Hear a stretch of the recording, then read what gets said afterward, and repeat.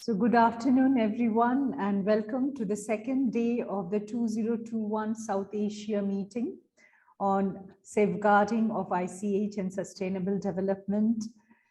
As you are aware, we had a very some of you were also present yesterday. We had a very interesting inaugural program and the first session on establishing a sustainable relationship between ICH and economic utilization. Now, the inaugural speakers, as well as speakers in the session, from their discussions, what was really highlighted was the importance of nurturing the creative skills we have in South Asia and promoting entrepreneurship to transform the situation of craft economy. The speakers pointed out that there is a lack of understanding on what is creative economy, what is contemporary business and market, and what is social entrepreneurship. And we need to build this understanding to nurture the huge resource of creative talent we have in South Asia. There is no antagonism between market and heritage. That was a conclusion everyone drew. But what is needed is innovation, and for innovation, we need to create exposure of our craftspersons to the global market and develop their skills, for new ways of taking the product. Living heritage changes with time, and we need our communities to have full control on their crafts and their traditions. The other important thing which was pointed out was the importance of telling the stories of crafts. We are in the experience economy, and so there is need to make the paradigm shift from selling a product to selling an experience, and various ways like digital technology, festivals, cultural tourism, these were all shared yesterday. The speakers pointed out the importance of securing the rights of the artists through relevant policies and tools. The other thing everyone highlighted, and that is the objective of this meeting we are having, is that we need to strengthen networking and partnership building within South Asia and internationally to create to increase the viability and sustainability of ICH. I think these discussions we had provides a perfect prelude to the discussions we are going to have today. So today we are going to talk about implementing Stable Virtuous Circle for ICH marketing route in line with safeguarding ICH, and we have speakers who have done path-breaking work in achieving some of the challenges which were mentioned yesterday. So we'll start with Daphne Zografos-Johnsson from WIPO. Daphne is the Senior Legal Officer, Traditional Knowledge Division, Global Challenges and Partnerships. She has 20 years of experiences researching on IP, traditional knowledge, and traditional cultural experience.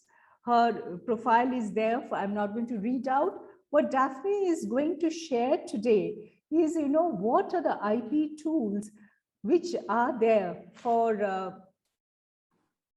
protection and promotion of traditional knowledge and traditional cultural expressions. So welcome, Daphne, over to you.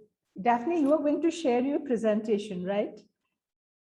Okay, so I'll just do another housekeeping. We are recording the session, as we have already told. Please write down any questions you have in the chat. And after your 2 minutes before your time is over, we'll send you a chat message. And at the end of the session, we might do a buzzer. Daphne will be speaking for 20 minutes, and then we'll have, right after her speech, a Q&A. So please write down questions for Daphne in the chat. Welcome, Daphne. Many thanks, dear Ananya, and good afternoon, everyone from Switzerland. I hope you can hear me fine. Yes, great. So it's an immense pleasure for me to be here and to meet all of you today. And I'm going to give you a little bit of a different angle to the discussion another perspective, which is how to use intellectual property tools to support businesses that are built on cultural heritage, ICH as we call it. We talk also in terms of traditional cultural expressions. So how to use intellectual property tools to protect those expressions and to promote them as well. So I'm going to share my screen. Let me see. All right, so I have 20 minutes. I'll try to cover as much as I can during this time. So what I will try to do is first briefly describe the subject matter, because we all know what we're talking about. But in particular, I'd like to highlight its relationship with intellectual property. Then we'll do a very quick overview of some of the legal issues, just to raise awareness on a couple of things. And then mainly we will discuss some options for protection and promotion. And I will give you also some IP tips for in terms of IP strategy. Then I'll highlight a little bit of some of WIPO's relevant work in this area and give some final tools and resources. So let's get started. So since the conference started, you've been talking mainly in terms of intangible cultural heritage. There are many terms that can describe this specific subject matter. So in our work, we use the words traditional cultural expressions. Other people use the words folklore, but basically we're talking about the same kind of subject matter, which is forms in which traditional knowledge and cultures are expressed. And they can be tangible, they can be intangible, they can be mixed nature, they can be all sorts of things, really. It's very varied. So we look at traditional cultural expressions, and we should be looking also at the traditional knowledge, because very often in order to come up with a cultural expression, there is traditional knowledge associated with how you come up with it. So it can be specific techniques, know-hows, practices, innovations, and so on. So the two things are really linked, but it's true that from an intellectual property perspective, in order to protect them adequately, sometimes we will distinguish them, but it's true to recognize that the two things are linked. And okay, my other screen went dark for some reason, and I was like, whoa, where's my presentation? So I found it again. Right. So what is very important, however, is to recognize that both TCEs, traditional cultural expressions, and TK, traditional knowledge, have a number of characteristics. And these will be very important to keep in mind when we then start thinking about how do we protect them with intellectual property. So these are the fact that they are handed down from generation to generation. So there is an element of time. And as many of you would know, IP rights are time limited. Then they reflect the community's cultural and social identity.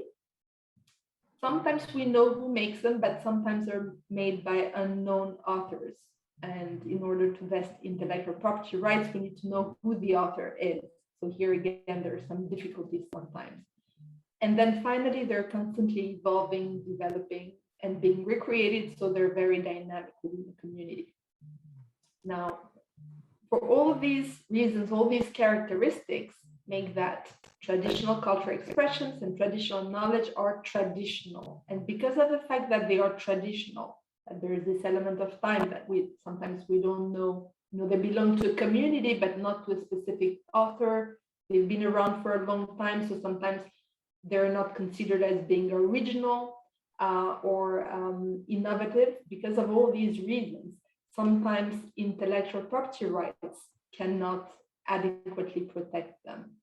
And in the World Intellectual Property Organization, there is a process going on, which is in the framework of the WIPO Intergovernmental Committee on Intellectual Property and Genetic Resources, Traditional Knowledge and Folklore, which was created in 2000, is now working to create new laws, new international legal instruments that would specifically protect traditional knowledge and cultural expression. So this is the work that's ongoing. I'm not gonna mention it in detail here, but I just wanted to flag it for those of you who may not be familiar, because if you're interested, then you can go and I'm happy to provide more information. So the outcome of this work could be a new form of intellectual property to protect traditional knowledge and cultural expression. Now, in the meantime, we have a number of existing intellectual property rights like trademark, copyright, designs, patents, geographical indications, and so on, that are really very important, and they play a key role in helping Indigenous and local community entrepreneurs to build stronger and more competitive businesses. And these should be used. They can be helpful both for protection of the TK and the TCEs, and that can be either to prevent third-party uses without authorization, or to prevent even third-party not only using it, but gaining themselves intellectual property rights over the cultural expressions and the traditional knowledge. So protection is one thing.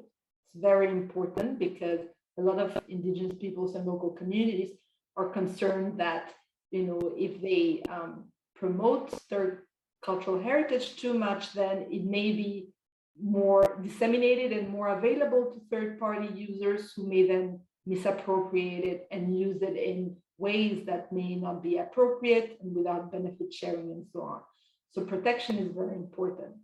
On the other hand, promotion is equally important for all those Indigenous and local community businesses in order to support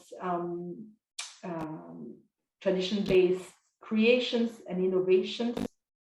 And in the sphere of promotion, proactive use of intellectual property rights is also very important. Now in WIPO, we have a specific line of work in my division. So I work in the traditional knowledge division, and we have all sorts of programs. We service that committee that I mentioned before, that it's in the normative area, but we have also a lot of capacity building, very practical programs. And one of them is the Indigenous and Local Community Entrepreneurship Program.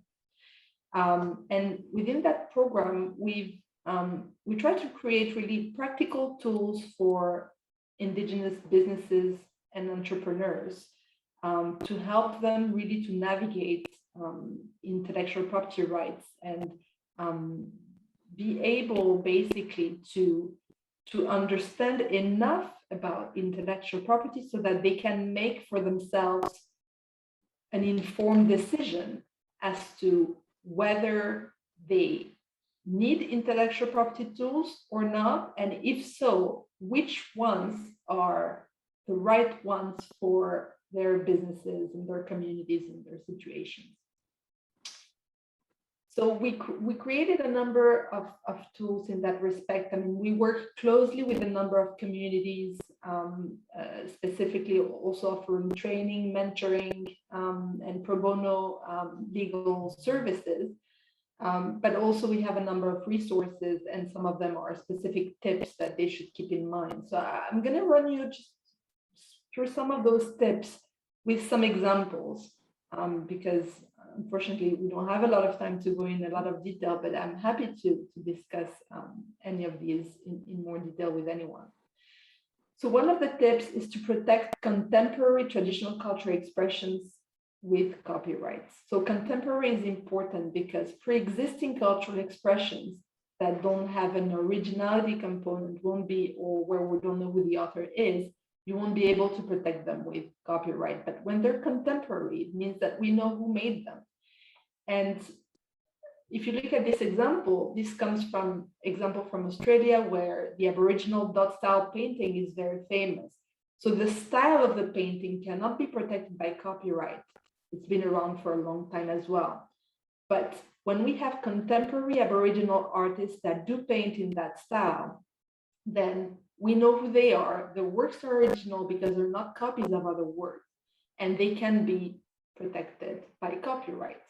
This is an example, and you can see this lady here on the picture. We know who she is. We know what work she did, and copyright arises automatically for her. So it's a useful tool. Then use industrial design rights to protect the way your products look and feel.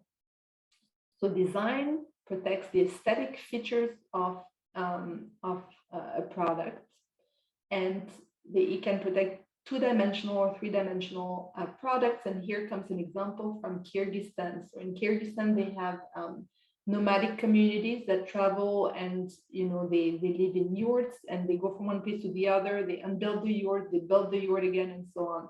So for the tourism industry, they created a kit that's kind of like, it's a bit like a Lego box, and you build your own yurt. And they were very clever in the way they did this, because they registered a design for the 3D mini yurt, but they also registered a trademark. They had a great slogan, great advertising materials, and you could find these kits, in airports, hotels, and tourist places. So that was quite a clever thing, and they used a number of IP rights associated with that product. Register distinctive indigenous or local community words, names, and symbols as trademarks. This is perhaps the obvious one, but for indigenous and local community businesses that are based on cultural heritage, seeking a trademark can be useful, not only to proactively be able to promote your goods and services, but also to protect them.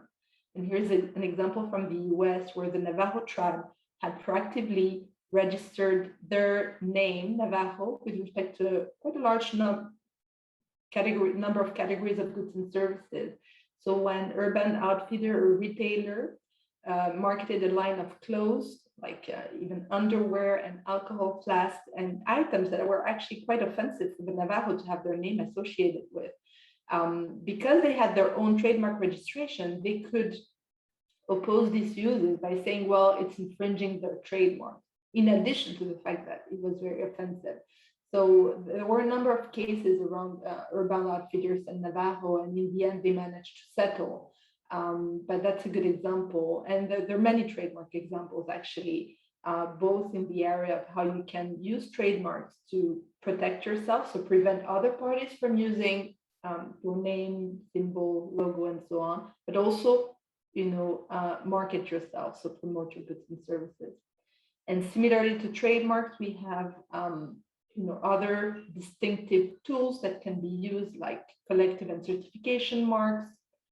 And here I have an example from Latin America, where a collective mark was registered to promote the reputation of potatoes, different potato varieties, and it was actually very successful.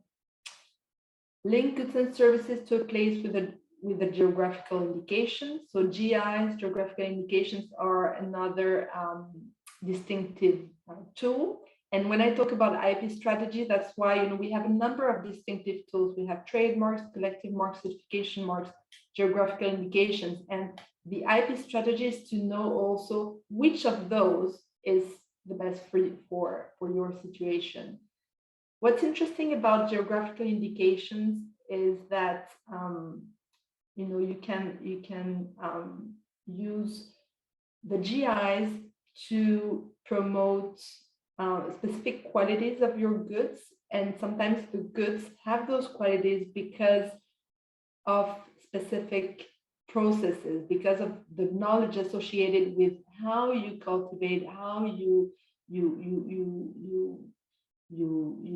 create your goods, you come up with your handcrafts, and so on. So this was the case with the argan oil geographical indication, where there is traditional knowledge as to how to produce the oil.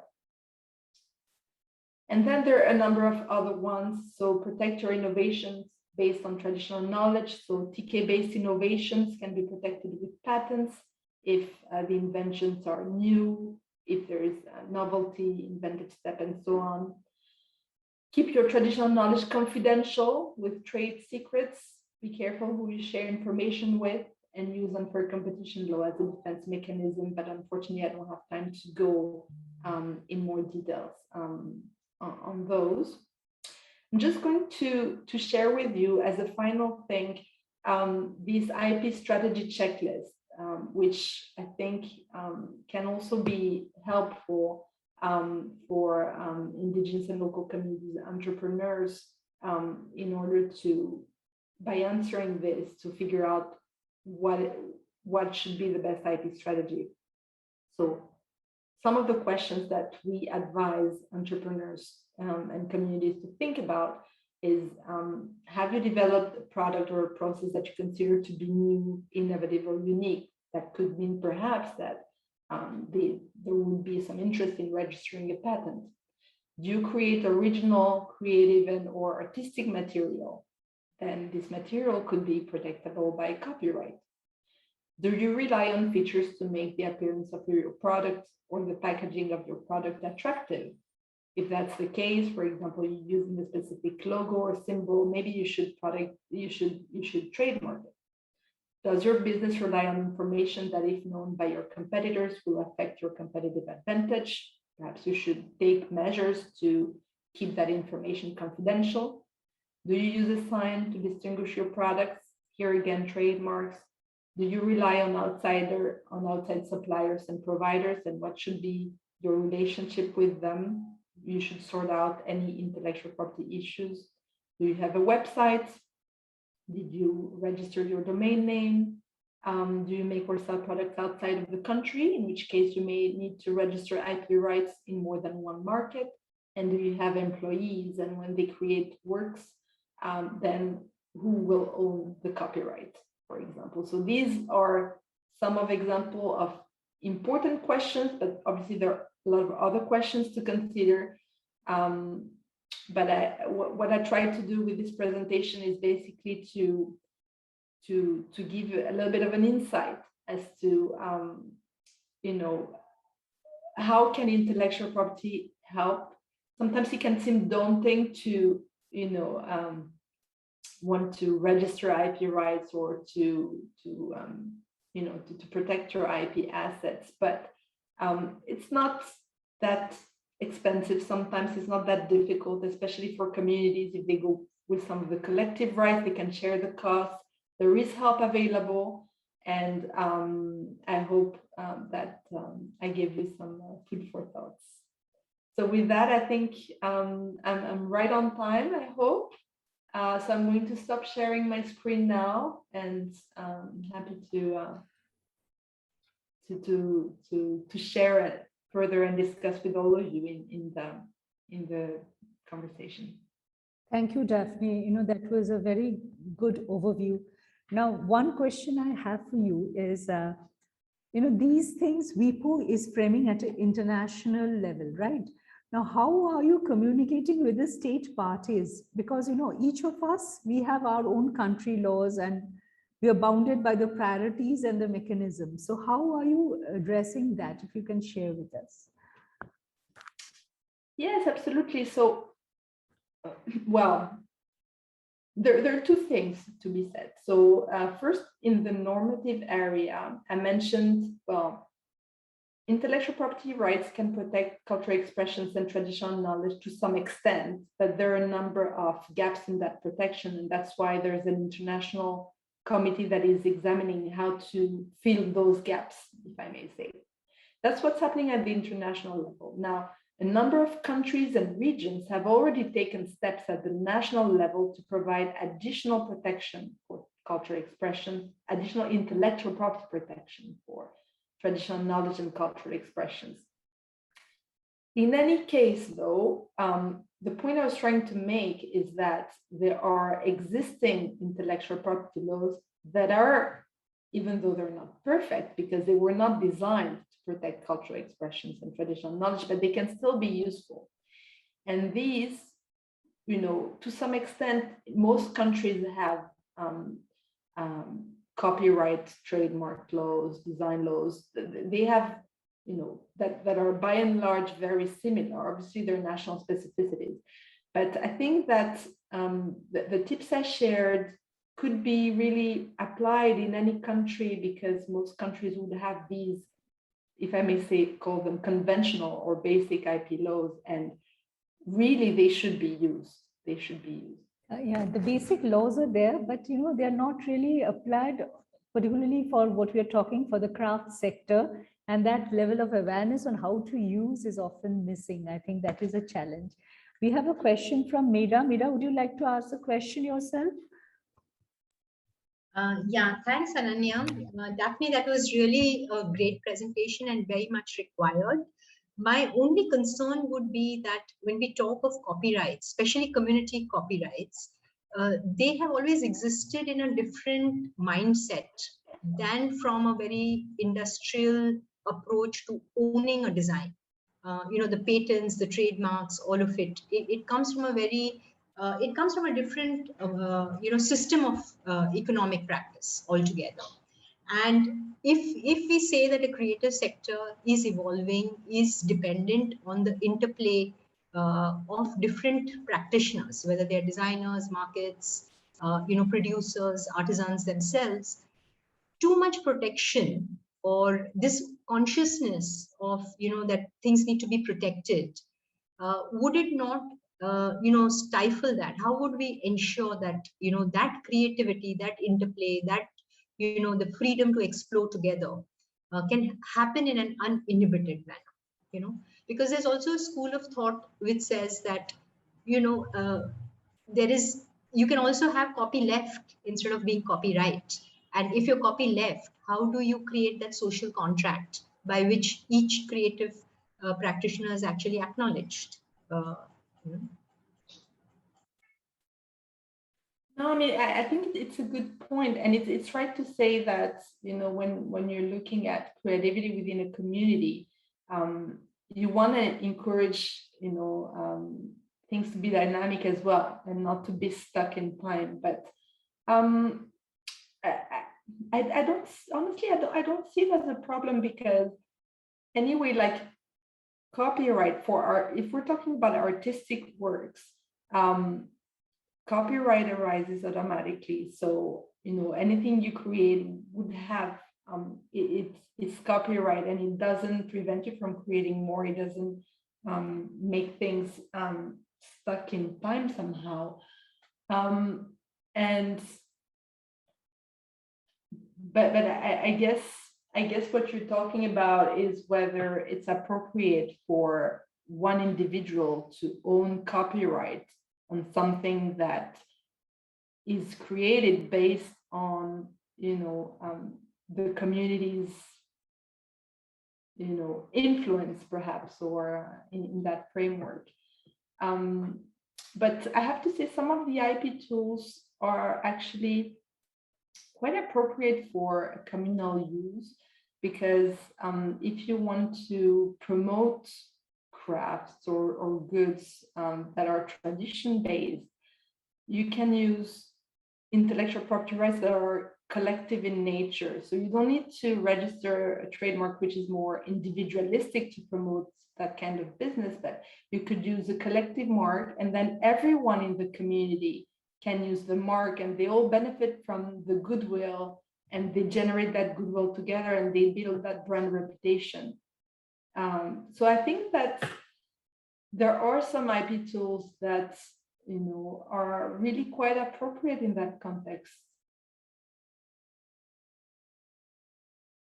There are some more questions, though we don't have much time. So I'll ask the questions all together, and then you can answer all together. So Jayarajan is asking how a community can claim ownership when ownership of the element is unknown.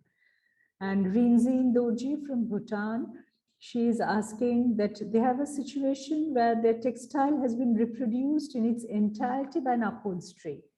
It's a pre-existing TCE. So what is the right? And Madhura has raised hand. Madhura, would you like to ask the question? Yes. So I wanted to ask that does WIPO have any process of educating the state parties along with key stakeholders in those countries for the various applications of these IPs, like you mentioned about the use of industrial product design. I mean, it's about identifying or choosing what will work for me and then using it in the right way. So because it's the government which is coordinating, is there any way of educating or creating awareness of state parties and key stakeholders of those industries, traditional industries? Yeah, so I think I'll answer that one first. And indeed, so we have a number of capacity building projects that are addressed either at states and their communities or just communities. So these are available upon request. So from WIPO's member states.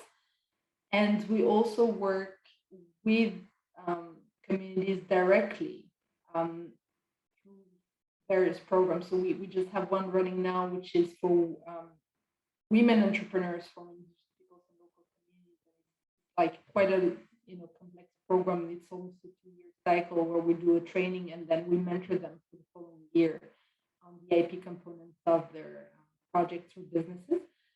So, but obviously we adapt and we're very happy to support these kinds of requests. Now, on the other questions, I think I'm just trying to read them in the chat. How to ensure that protection doesn't, I think we talked about that. And then, yes, the situation where textile has been reproduced in its entirety. And that's what you want to avoid. And that's why actually I'm saying it's important to be proactive about intellectual property and to make sure that you are able to protect your assets. Here, the example that you were giving, Vincent, is protect them against misappropriation, but also promote them yourself. And I think the two of them go together. And indeed, when it's pre-existing TCE, it's going to be harder to use the types of rights like copyright, for example, because probably it doesn't fulfill the criteria for protection. And these are typically the kinds of gaps that new legislations that are being considered in a number of countries and at the international level in WIPO, these are the gaps that these, what we call them sui generis laws to protect TK and TCEs would address, so that we don't have those gaps. So I hope I answered the questions. And it's been really a pleasure. Many thanks for having me, Ananya and the team. It's always a pleasure working with you. And to everyone, I wish you a good continuation. Thank you, Daphne. Program. Today, we'll continue the discussion, but Daphne might not be able to be with us throughout the session. So what I'll request all our esteemed speakers to turn on the video and we'll take a group photo. So we have Bibi Russell from Bangladesh, Roopa Mehta from India, Selyna Peiris from Sri Lanka, Meera Goradia from India, Siddiqa Malik from Pakistan, and Aminath Abdulla from Maldives. I request all of you to please turn on your video. Please remove the pin, remove the spotlight.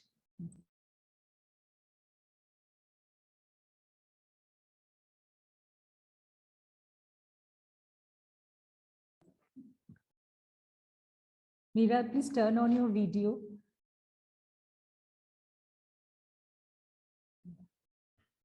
Aminath, is Aminath here? Yeah.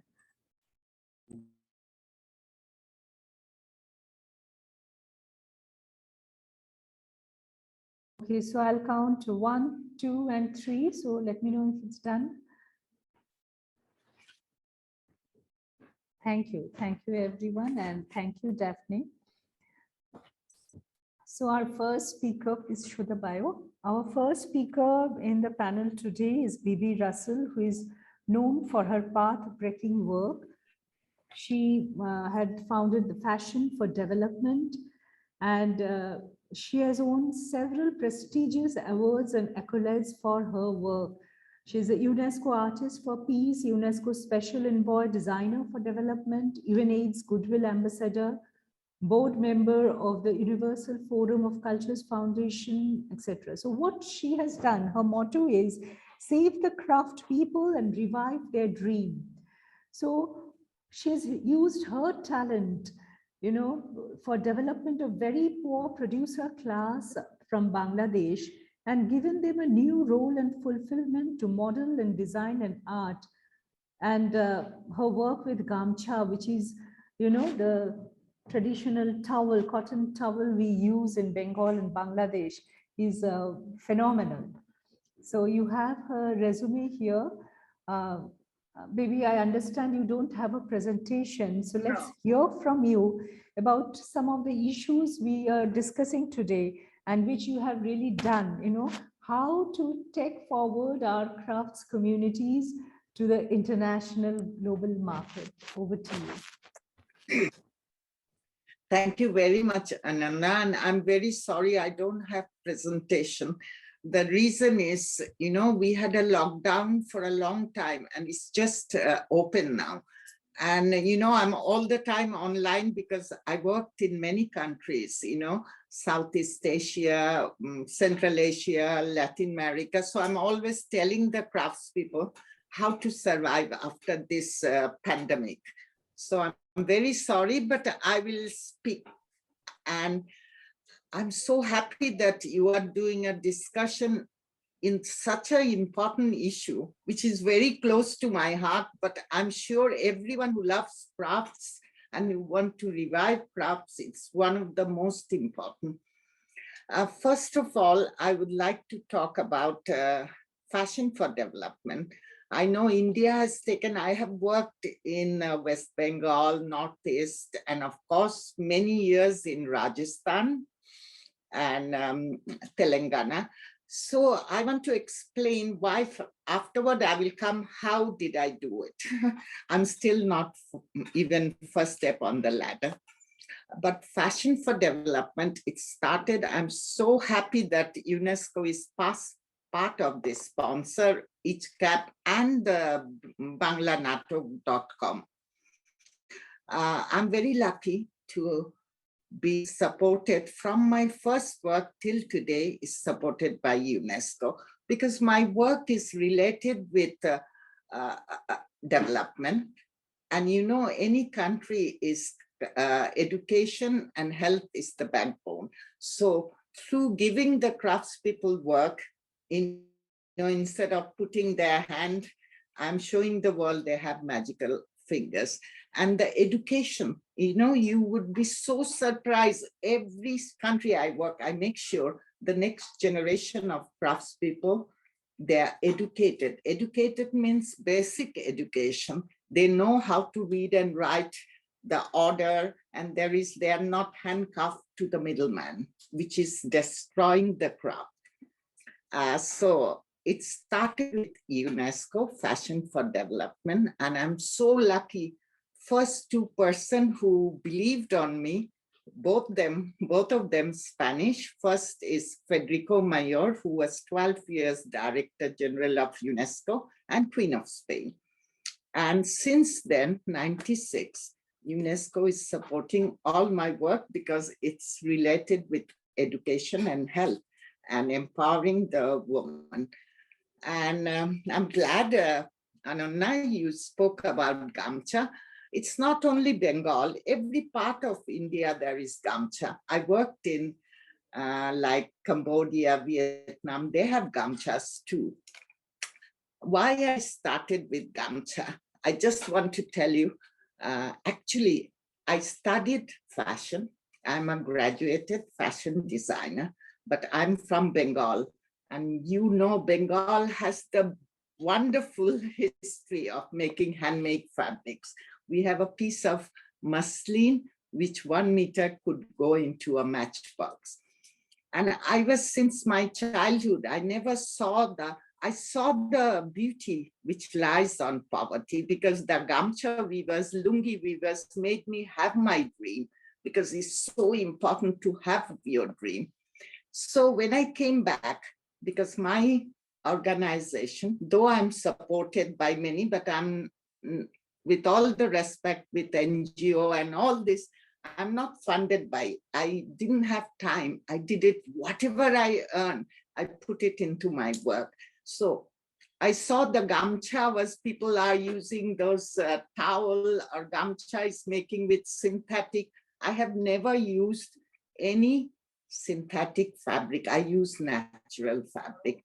So it was easy for me to revive with my my resources, gamcha.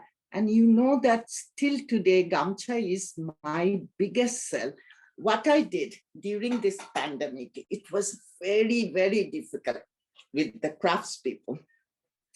So I wrote a little thing about solidarity bundle.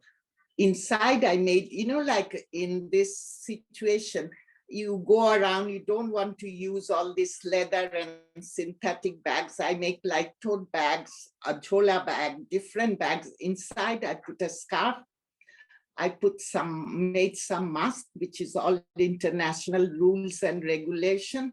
I put little pouch, and you know, I survived my Bibi production and gave gamcha weavers a sustainable earning so they can survive. And I wrote that to all the media all over in the Europe, and that solidarity bundle, you know, people like other countries, they wanted young generation and everyone. So this is what I want to tell, because people were stuck at home, they could not travel, but young generation, they would go out and think. So they could use this bag, they can wash it and they can reuse it. Also the mask, we made gamcha mask. That's one of my biggest sell, because you can use like 6 months and you can just wash 1, 2, buy 2.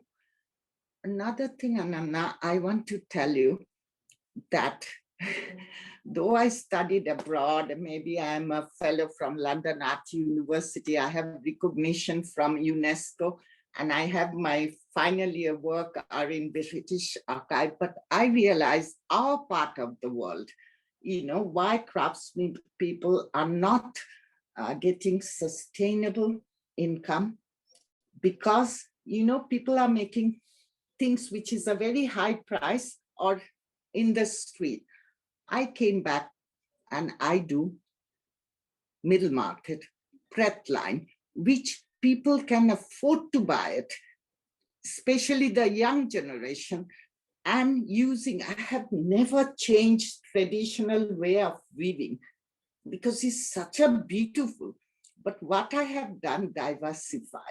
I didn't use so many colors. I didn't use those chemical which make irritation with your skin. You know, like, I want to tell this because this is so important. Sometimes I sit in the villages months, make them understand, don't use those chemicals which you are polluting the ground, and it's so bad, but they have a habit. You know, I work in Rajasthan, 12 years, you know, also there I sat and make them, please, we will eat the fruits and veg chemically. Please don't make pollution. Look what we have today, this COVID-19 pandemic, because we didn't care about the environment. We didn't care about animal. We didn't care. We are cutting the tree. We are polluting everything.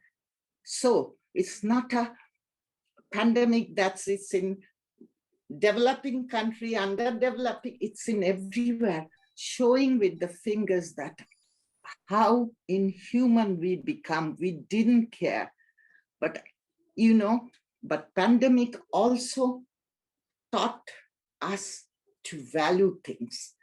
Though it's the most difficult time for the craftspeople, but I want to tell you, we sustain selling, you know, thread line, reasonable line, but not using one thread of synthetic, all natural. We are sitting with that, you know, And think about India. It's a gold mine for any creative person. It's our duty. Of course, you can use Bangladesh is second largest for garments. It's very good, but I'm doing completely different thing. A lot of people don't know, Ananna, that after agriculture is the second biggest occupation is craft, artisan. So I start to move around. I wanted to make sure that I know I was born in Bangladesh, my schooling was in Bangladesh. Certain age, I went to Europe. But I know what people think about this part. They think that our color will run, all this thing. But I make sure they use ESO-free colors. But as I told you before also, that I'm not even first step on the ladder. You know how many population we are, so I slowly I'm going and making people understand why fashion for development came to my mind. Today we are living in 21st century. Okay, I go around villages, sometimes it's very hot, very thin. From the head of the state to the beggar, they need a piece of cloth which you cover yourself. With that, you make social, economical development. So it's so important that country needs expertise, country needs people, and we need to have this piece of cloth to cover our pride. And with that, you make development, you make a sustainable development. How, like you need two hands to clap, how I got my hand and the craftspeople hand, because I respect their human dignity. It's very important. They can be poor. That's not that untouchable, but you have to respect their dignity. And the thing is marketing. So I told you, I do, because my target clients all over the world, because I studied fashion. I know the grammar of fashion. If you don't know the grammar, you could not write English or Bengali or French or Italian. So I try to make, like when I was working in Khadi in India, I made all these colors and made jeans, made many things. What can be sellable and what can affordable? How many people can have a sari or a jeans for $1,000? No, but you make it, but make sure you pay the due respect and you pay the crafts. Thank you, Bibi. You have to wind up now and we'll come back sorry. to you in the discussion. Okay, thank you. It was lovely listening to you. But I want to thank UNESCO. I saw Mr. Arit yesterday. He was one, so thank you, and thank you so much, Ananna, for inviting me. Yeah, we have UNESCO and ICCAP here as participants. Yes, ICCAP also. They're all here. Yeah, thank you. So our next presenter is Roopa Mehta. Share the bio, please. Roopa is the CEO of SASHA, Association for Craft Producers.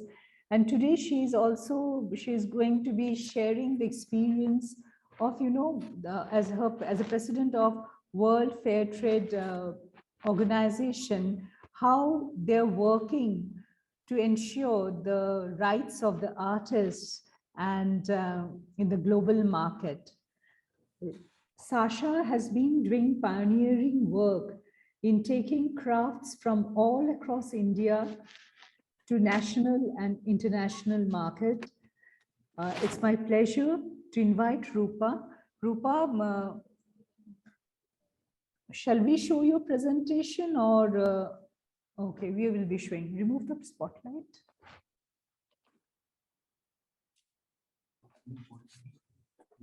Roopa, you're muted. Roopa, you're muted. Yeah, thank you. Thank you. Thank you, Ananya. That was wonderful to be here, of course, and hello, everyone. And Bibi, I love your passion. So that's something that, you know, somehow when we are working in this particular area, no matter how sort of professional we get in our marketing strategies and doing the everyday business of running a business, I think the fact that you work with, you know, craft, with artisan communities, craftspeople, textile workers, garment makers, etc. It does sort of, the passion is a very important ingredient of this. So yeah, I'll wait for my presentation, but I think the first slide, I do know what it is. Yeah, there we go. So I think we hear these words always, and I come from the perspective of fair trade, because that's what SASHA has done from its inception in 1978, and then, you know, forming fair trade forums, etc., and now with my work in World Fair Trade Organization. So I think across the world, I mean, whenever you go to artisan communities, traditional artisan communities, I think in the fair trade world, and I'm sure in others, like with people like Bibi and many more, and that, you know, cultural identity, tradition, knowledge, etc., I think those are key to our words, to recognize and to respect that, and not in any way that your intervention would in any way threaten or destroy these very, very important ingredients. Together with this, when you talk about trade, when you talk about marketing, then of course it's about livelihoods. Bibi touched on dignity, and I always feel this, and I think I heard someone talk about it the other day. You know, we are no one to rob people of their identity or to give people, I mean, dignity and identity. It is there. All we do is create an environment where people can express their dignity, where people can be working in an environment which is bringing the best out of them. And of course, the pride, I think the pride exists unless they are removed away from their community and their work. I mean, what they identify with, what they've seen around them in their community, maybe their forefathers, etc., and what actually gives them strength.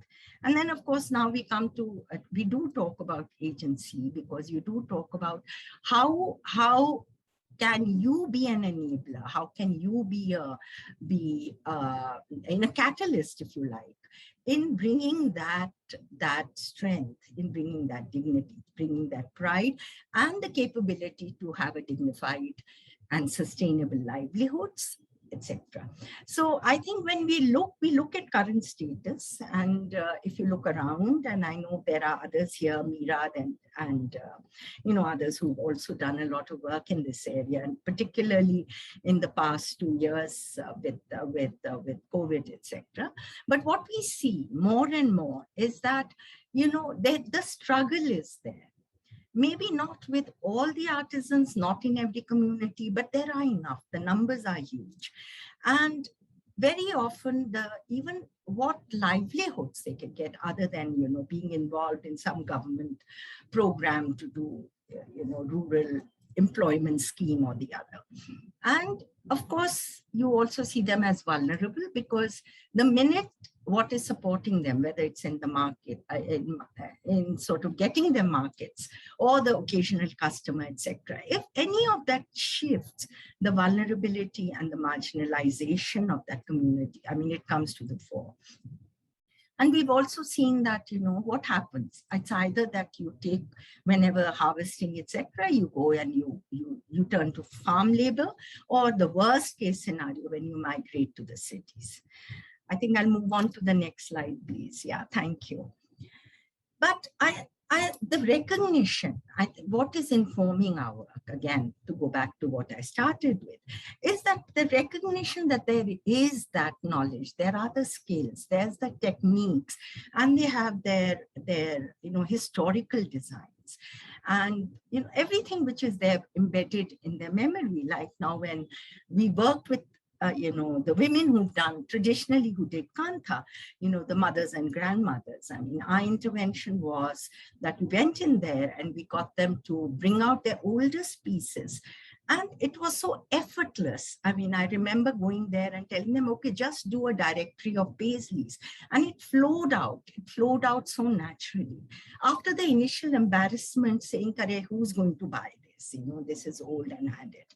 But it's one of those things. And the other remarkable thing we've noticed, in our work is that, the language which a designer and a master craftsman can share, which goes beyond your, status or your, where you're coming from or what's happening to you, but the way the minds come together. A sensitive artisan, a receptive, a designer, etc. They can bring together and they can create magic. I mean, these are the things that we have seen in the course of our work.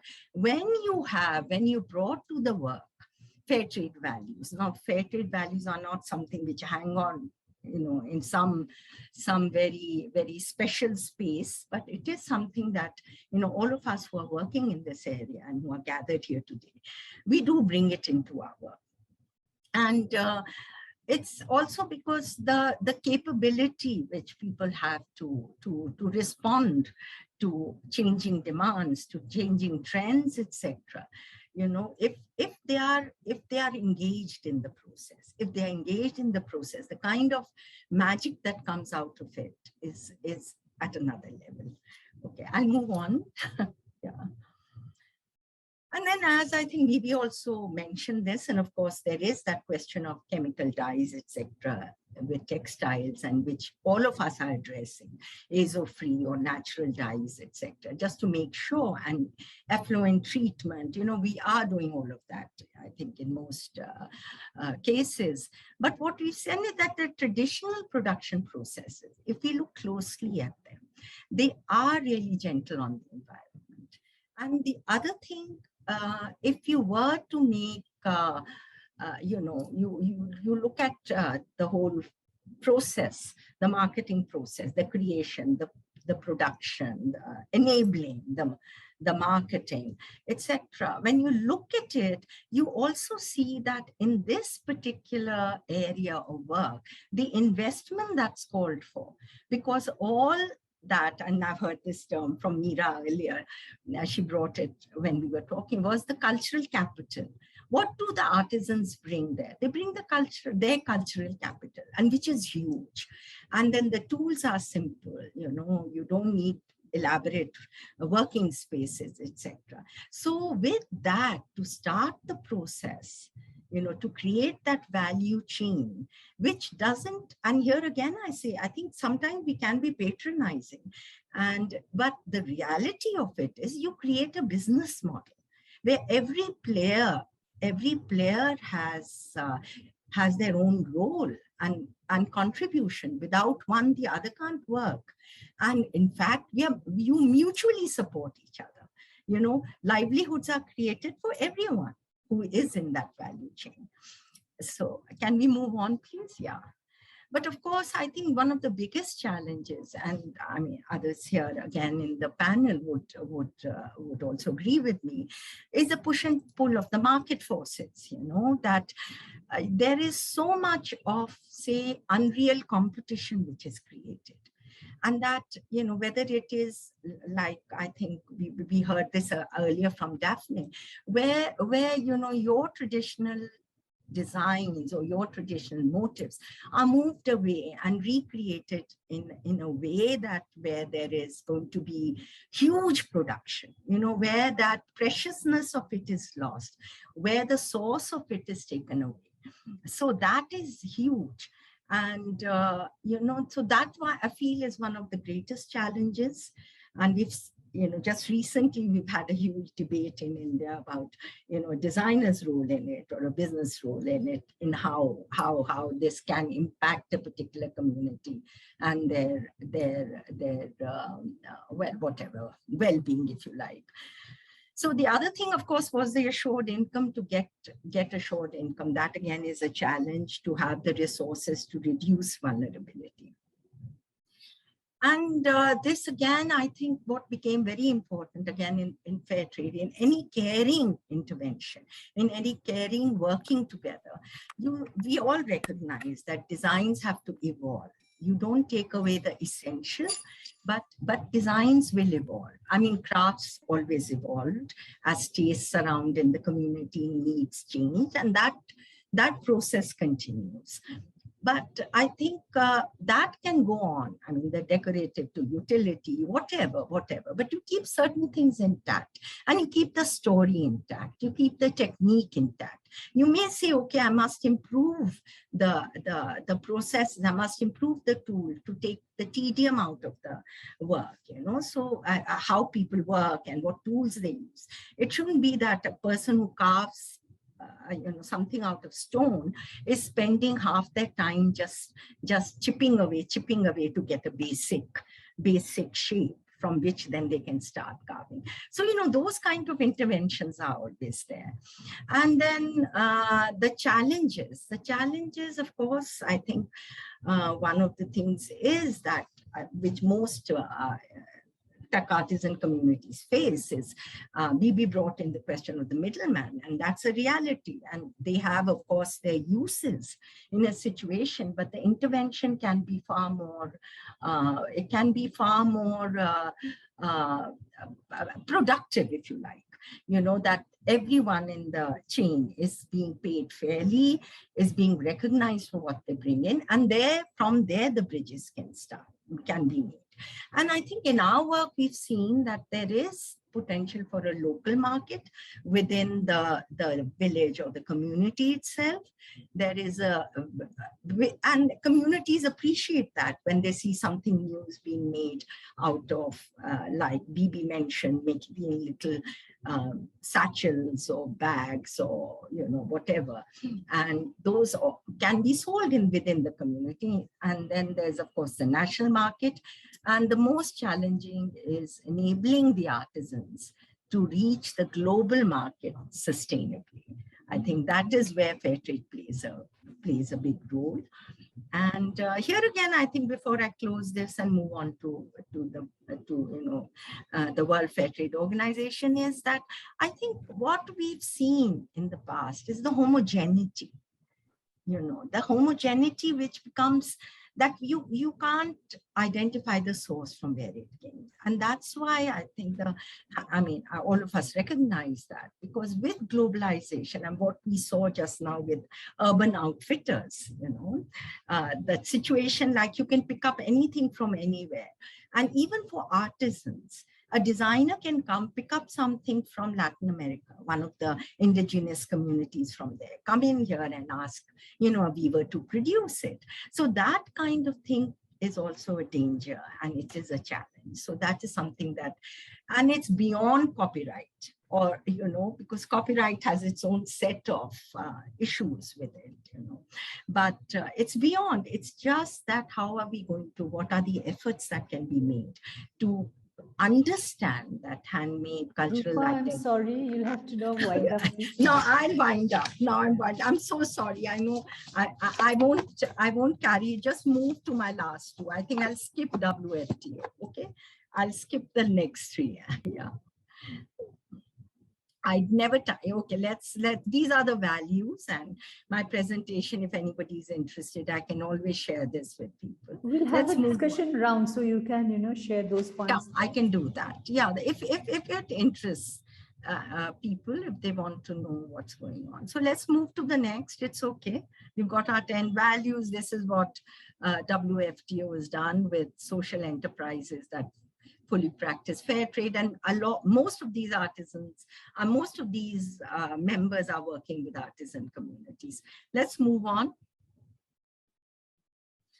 And this is it. This is what informs fair trade enterprise, the mission structure, the trading practices, which is about, all that I've really talked about, payment terms, the long-term commitment. I think this is huge. The transparency, the mutuality, trust is huge.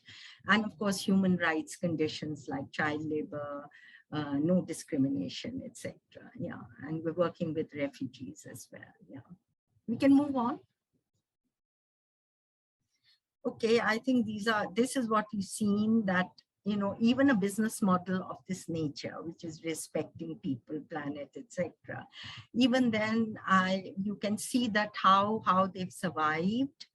They are more resilient, and you have many more women who are leaders. 52% of CEOs are women. And of course, these organizations, you're meant to make a profit, we are meant to be sustainable, but it is profit for purpose, and people and planet always before profit. Yeah, I think this is again what Bibi said, and I'm confirming, and I'm sure others will, that what happens when you work, when you have a business model of this nature, when you have this mutuality. I keep repeating that. What we saw in the WFTO community was that there were no cancellation of orders, though you heard terrible tales about conventional trade and how shipments were cancelled at the last minute and the impact it had. Then again, of course, things like improvising for mass production of masks and free distribution, which had, definitely income, etc., etc. And I think I can just quickly go through this. There is a growing conscious consumer that is asking us questions. I think all of us, where is, like the fashion revolution, for instance, which is one of the more recent example, and people are asked, where is the money going? Are producers being paid fairly? Where is their identity, etc., etc.? So all that is happening as well. And then I think it is for us to get together and to push forth the values which we hold dear, and to restore, again, to restore some sort of balance in the way we produce, in the way we consume, and its impact on people and planet. So with that, I think, and with the slogan that whatever we are doing, we're getting an opportunity now to build back fairer, to build back more sustainable. Yeah. With that, thank you so much, for your patience. And Ananya, thank you for sort of giving me that rap on my knuckles to wind up. Otherwise, I would have just carried on. Thank you, Roopa. I know it is so close to your heart. So, you're very passionate about our work, I think. Our next speaker is Selyna Peiris from Sri Lanka. Her resume, please show it. Selyna is the Director Business Development at Selyn, Sri Lanka's fair trade handloom company and one of the country's largest social enterprises. She has been also working, to bring about positive impact, and she's the co-founder and partner of Positive Impact Consultancies. She has been working with government and other stakeholders for reconciliation and peace building. And she has received many awards as and accolades as a professional and career woman. So today, Selyna does share a presentation. Yes, Selyna, I think you will be sharing your own presentation. Yes, so we really look forward to hearing from you. And one thing I'd like to request you that in Sri Lanka, if you can also highlight, our other speakers also highlighted on the environmental impact. And as an island nation, you are also facing the climate change challenges, Sri Lanka, Maldives, and also our Himalayan countries, India as a whole, we are facing in different parts. If you can also highlight those challenges as we talk. Thank you. I will try my best. So let me start. Can you see my screen? I think I need to make you small. And is my screen clear? Hi, can you hear me? Clear. Yeah, it's right. Clear. Okay. So I just kind of chose to I mean, thank you for having me. First and foremost, this is the first time I am kind of talking with this network in this capacity. So thank you for having me. So when I read the title, to be honest, I had to go back and really do my research on what it is. And then I thought to myself that I will perhaps even take the liberty of rephrasing it as in my context. So what we will really be talking about today is the future of handloom in Sri Lanka.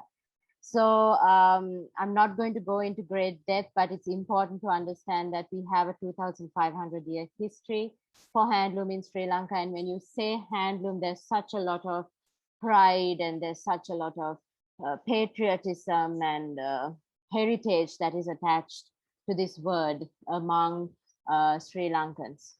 But then you have this reality. I don't know whether you see pride and patriotism and heritage in this hand. Yes, you see a skill, you see a heritage perhaps, but you also see poverty. And for me as a practitioner in this field, also having been in the development sector, this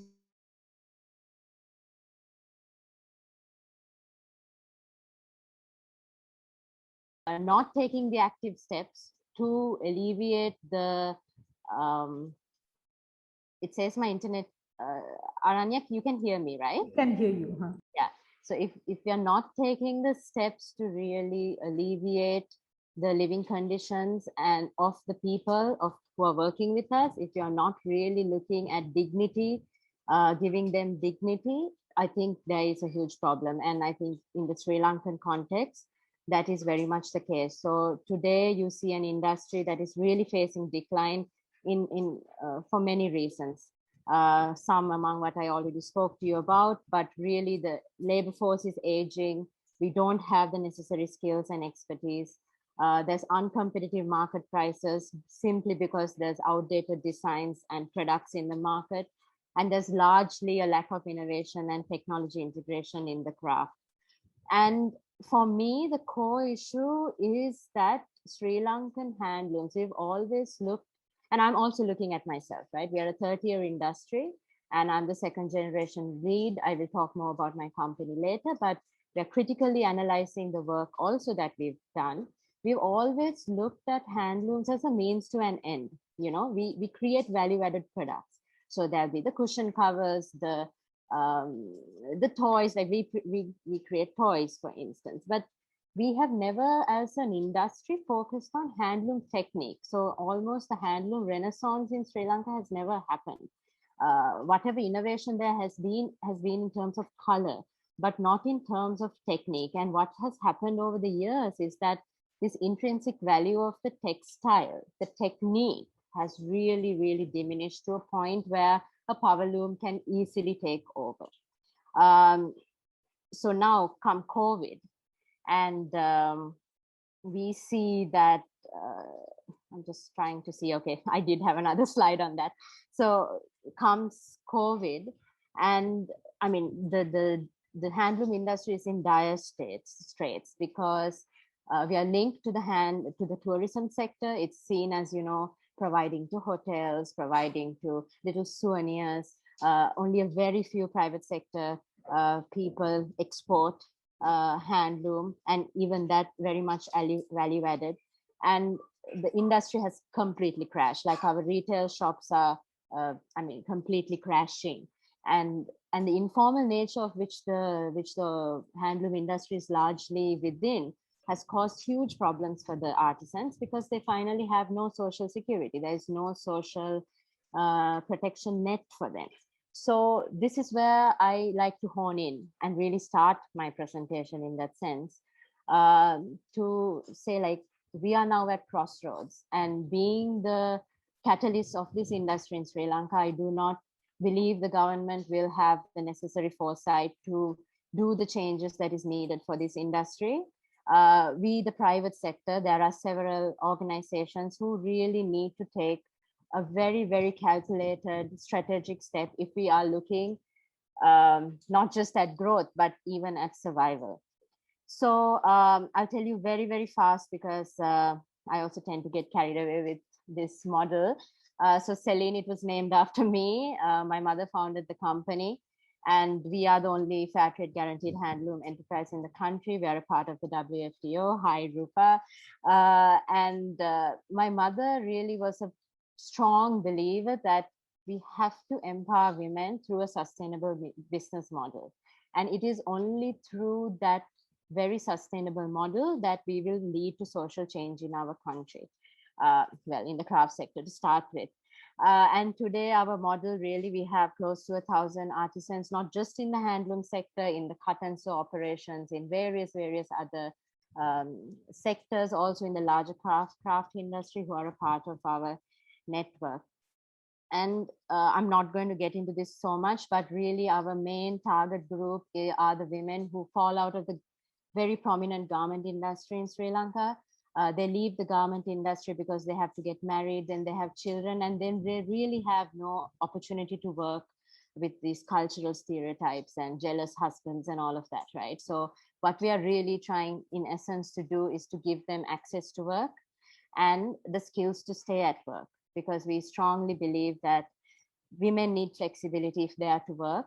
And guided by the fair trade principles, we have created a model which gives them that flexibility and also puts the responsibility on us to make sure that we don't let them loose when crisis hits, for instance. And we also strongly believe that if we are to really empower them, we need to give them these skills, the health, the financial management. Then it's not just financial empowerment, it's not just a job, we have to go beyond that, right? So that is in essence our model. Hang on. Okay, so out of that model we create beautiful items which are exported, etc., etc. So finally, now, like I said, COVID was really a very, very crucial moment for us. It's also 30 years of our business. And when our local sales plummeted, I mean, about 50% of our business was local sales. So you can imagine that's a 50+ percent hit on our business at this moment. We realized that we needed to do something and do something fast if we are going to keep our communities together. So, I mean, we did various things from making fabric masks as part of a WFTO Asia initiative. We kept our community together. We followed this model where we innovated our product and we managed to keep people with allowances, with salary cuts, whatever, but there was no layoffs. And I'm very, very proud of that, that we have managed to do that far. But now if we really hone into the handloom sector, we realize that if we go our usual route, which is exporting toys, we would have weaned ourselves out of handloom, because the toy industry didn't need handloom. They didn't really give value to the handloom. I could substitute the power loom at any point, right? So at that point, we made a strategic decision in the company and we said, okay, how are we going to refocus and what can we do to keep the artisan at the core of what we do, keep handlooms at the core of what we do, even though it didn't really make business sense at that point. So we were led by our heart. You can see our model. We were led by our heart. Am I running out of time? Okay. So, okay, very, very, very fast, because this is actually the interesting bit. So what we did was we repositioned. We are in a process of repositioning Sri Lankan handloom to reach global luxury markets. And what we mean by that is we have created a new brand, SelynTextiles.com. We are looking at repositioning how the handloom looks, how it is presented to the entire world, and really looking at how can we be the back-end ethical manufacturer for the world's biggest luxury brands. We are going for it because we feel that there's a massive demand for that right now. And I think the icing on the cake is that we will be integrating blockchain technology into our supply chains, which means that the entire supply chain is transparent. Remember, I spoke about dignity. Dignity for me is holding the middleman, me accountable. And if the system doesn't allow that, I need to make sure that we create a system to hold us accountable. So the blockchain technology will enable that.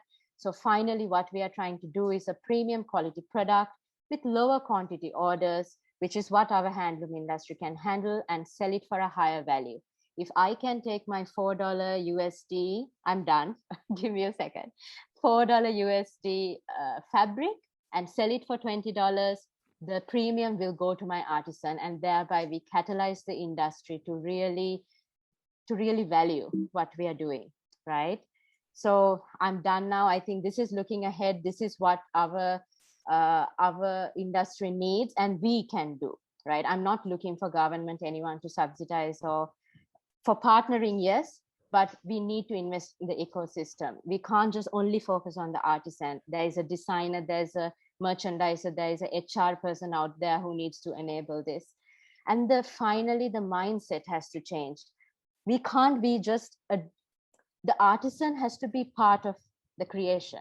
Co-creation is crucial. And collaboration is the new competition. It's not the artisan. That person has to come to the table. And we have to do what we have to do to enable them to come to the table. And that's the journey that we have begun. And yes, long story short, a lot into 15 minutes, but I look forward to your question and thank you very much for having me. Thank you, Selyna. In fact, we look forward to listening to you again when you work with the blockchain and share with us how you did it, because I think blockchain really holds a key to answering many of the challenges, you know, of Absolutely. IP, of rights, of visibility. Absolutely. So it's great that you are working on it. And also, you know, you have given the phrase for the South Asia network. I think collaboration is a new competition and we all need to really work together and share, you know, how we can use these technologies. And yeah, thanks for sharing. So our next speaker will be Meera Goradia. Meera is from TIS and she founded the very powerful Kutch Mahila Vikas Sangathan. I've been to their organization. The Meera was not there when I was really overwhelmed at the power of the women there. And she was also director of Khamid. And during the earthquake of Gujarat, the way the Kutch crafts recovered is a huge story, which many of us are aware, and it's really a model. So today, Meera, will invite Meera to share about creative dignity, a movement which really brought light in the darkness of the pandemic. And we have all partnered in this wonderful initiative. So let's listen from Meera about her initiative. Welcome, Meera.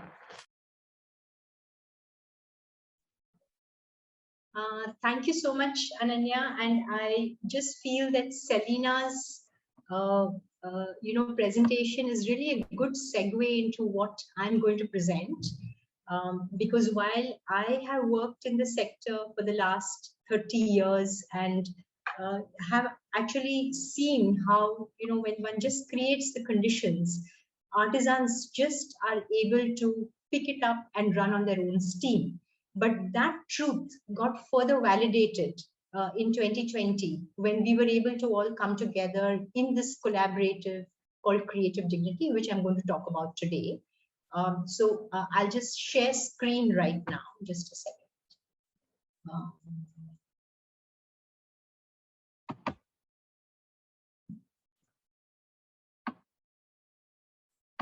Can you see my screen? Not yet. We can't see. Okay. Okay, can someone do it from your end? I think my network is pretty poor. Okay, we are doing it.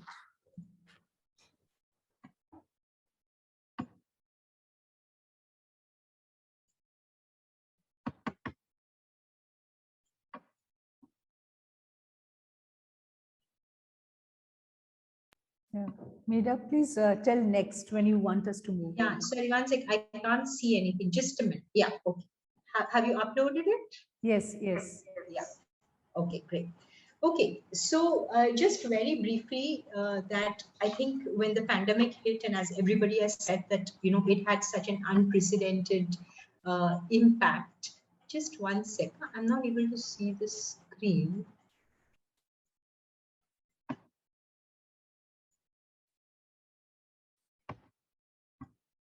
I'm so sorry. Just a minute.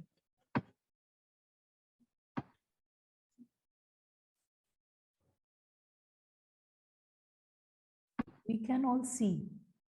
Okay, I'm sorry, but I'm not able to see. Just a second. Huh? Okay, I think while she's having network problems, let's go ahead and go to the next speaker. And when Meera joins back, we can have a session. Meera, can you listen to me? Can you hear me? No. Okay. So Siddiqa, I invite you to share now. Siddiqa Said Malik is a chairperson of Indus Heritage Trust. And she was leading and guiding the implementation of the project RUM in collaboration with World Bank. And this project led to, the livelihood generation for 2,600 embroidery artisans in Sindh and Punjab, and help them to connect to the international market. Siddiqa has also served as the president of the United Nations Women's Guild, and in this role, she has supported several projects in developing countries. So over to you, Siddiqa. Thank you. Okay, I can see myself now. Yeah. I just wanted to briefly say, since I only have 10 minutes, 10 minutes is a very short time to describe what you've been doing for years. In those 10 minutes, what I want to say is Indus Heritage Trust was a trust that was set up in 2000. I'm sorry to interrupt. Would you like us to show the video first or after your speech? Yes, please. Yes, please. And we'll give you 10 minutes after the video, so don't worry. Oh, thank you. So here is the video.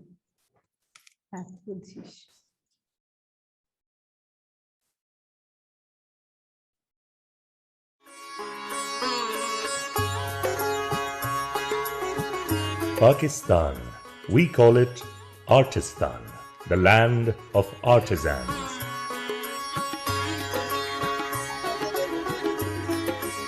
Proud descendants of the Indus Valley civilization, they have mastered the art of crafting masterpieces.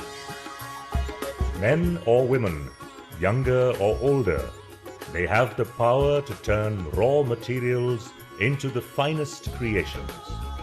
Throughout towns and villages, bazaars and streets, they embroider threads and stitch fabrics to create captivating attires.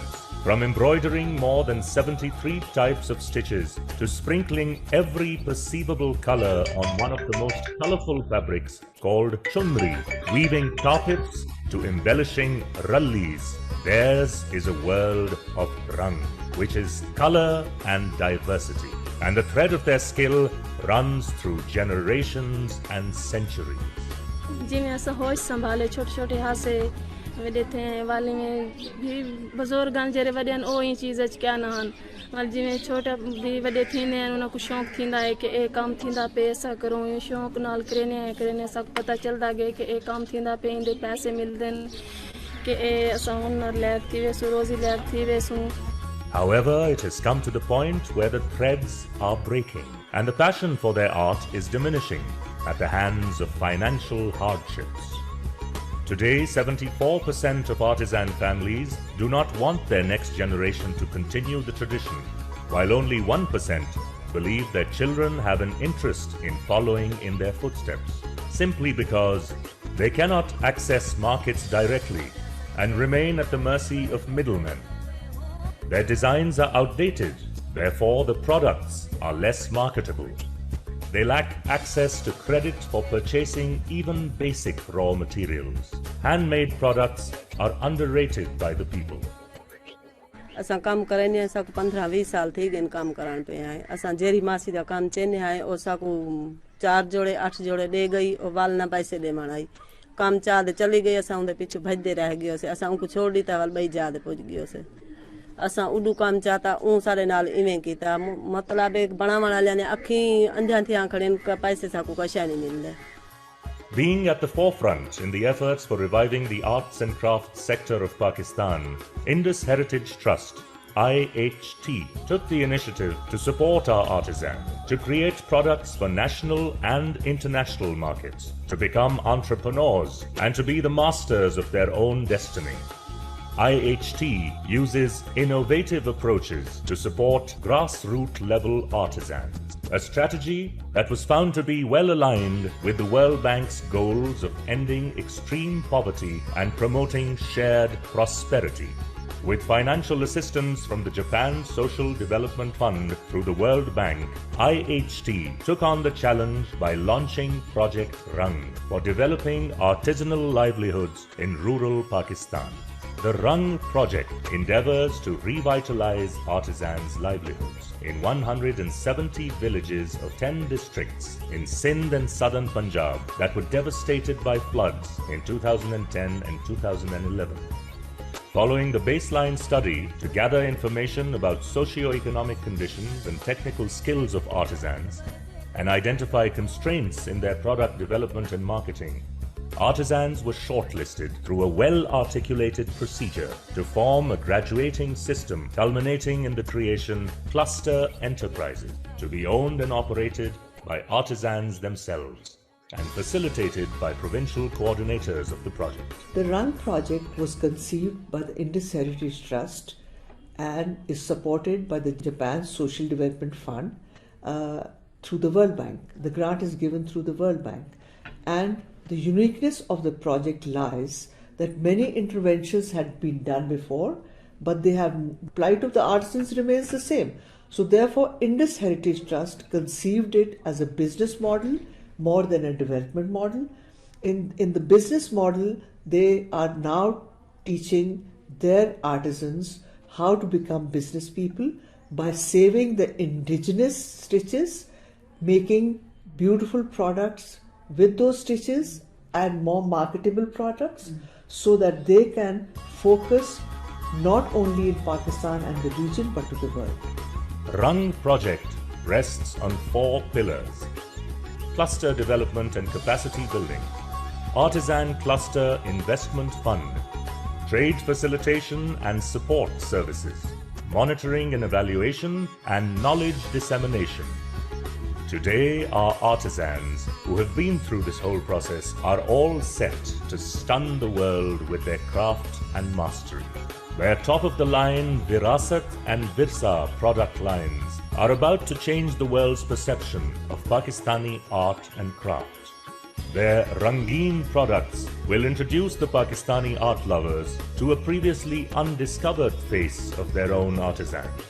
And their Daftari range will definitely make you fall in love with your office desk.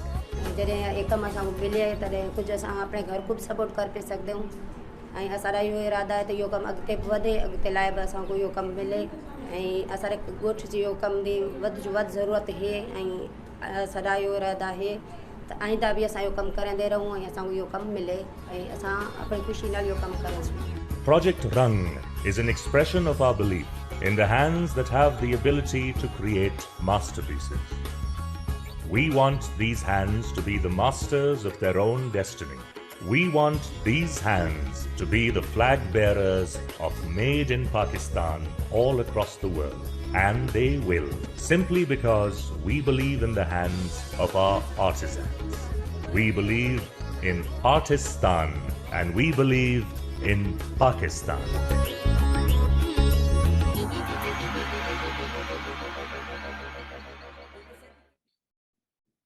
Thank you. That explains the whole project. So I don't need to go back to the project. No. Yeah. So what I'm going to talk today is what are the challenges, what is rich heritage of South Asia and Pakistan. So basically, I'm going to talk on that. Pakistan is the home of the Indus Valley civilization, and its rich heritage of arts and culture exists there. In a conference hosted by the Indus Heritage Trust, invited all the SAARC countries, India, Bangladesh, Nepal, Sri Lanka, Bhutan, and other South Asian countries.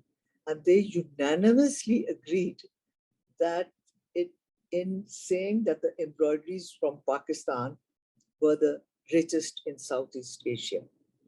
A very big compliment. Role of Pakistan in South Asian culture heritage preservation. That's my next topic. Indus Heritage Trust took up the challenge to preserve the heritage of Pakistan through its arts and crafts. So they are our tangible and intangible heritage.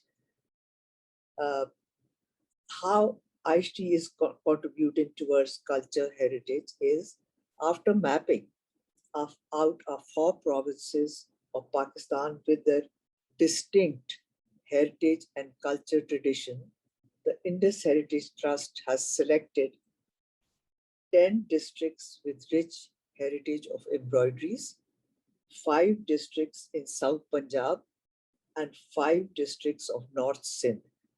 We work with the Tharparkar artisans who are almost at the border of India. And when the Indian lights go on, they can see the lights very clearly from their homes. And because the province Sindh is based such that the Kutch and the Sindh province are very, very close to each other. And therefore, the embroideries also cross borders.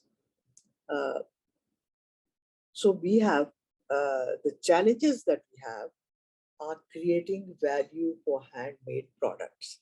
That was the largest challenge because unfortunately, like other countries, Pakistan lost its interest in handmade products, and Pakistanis started to go towards machine and products made in China.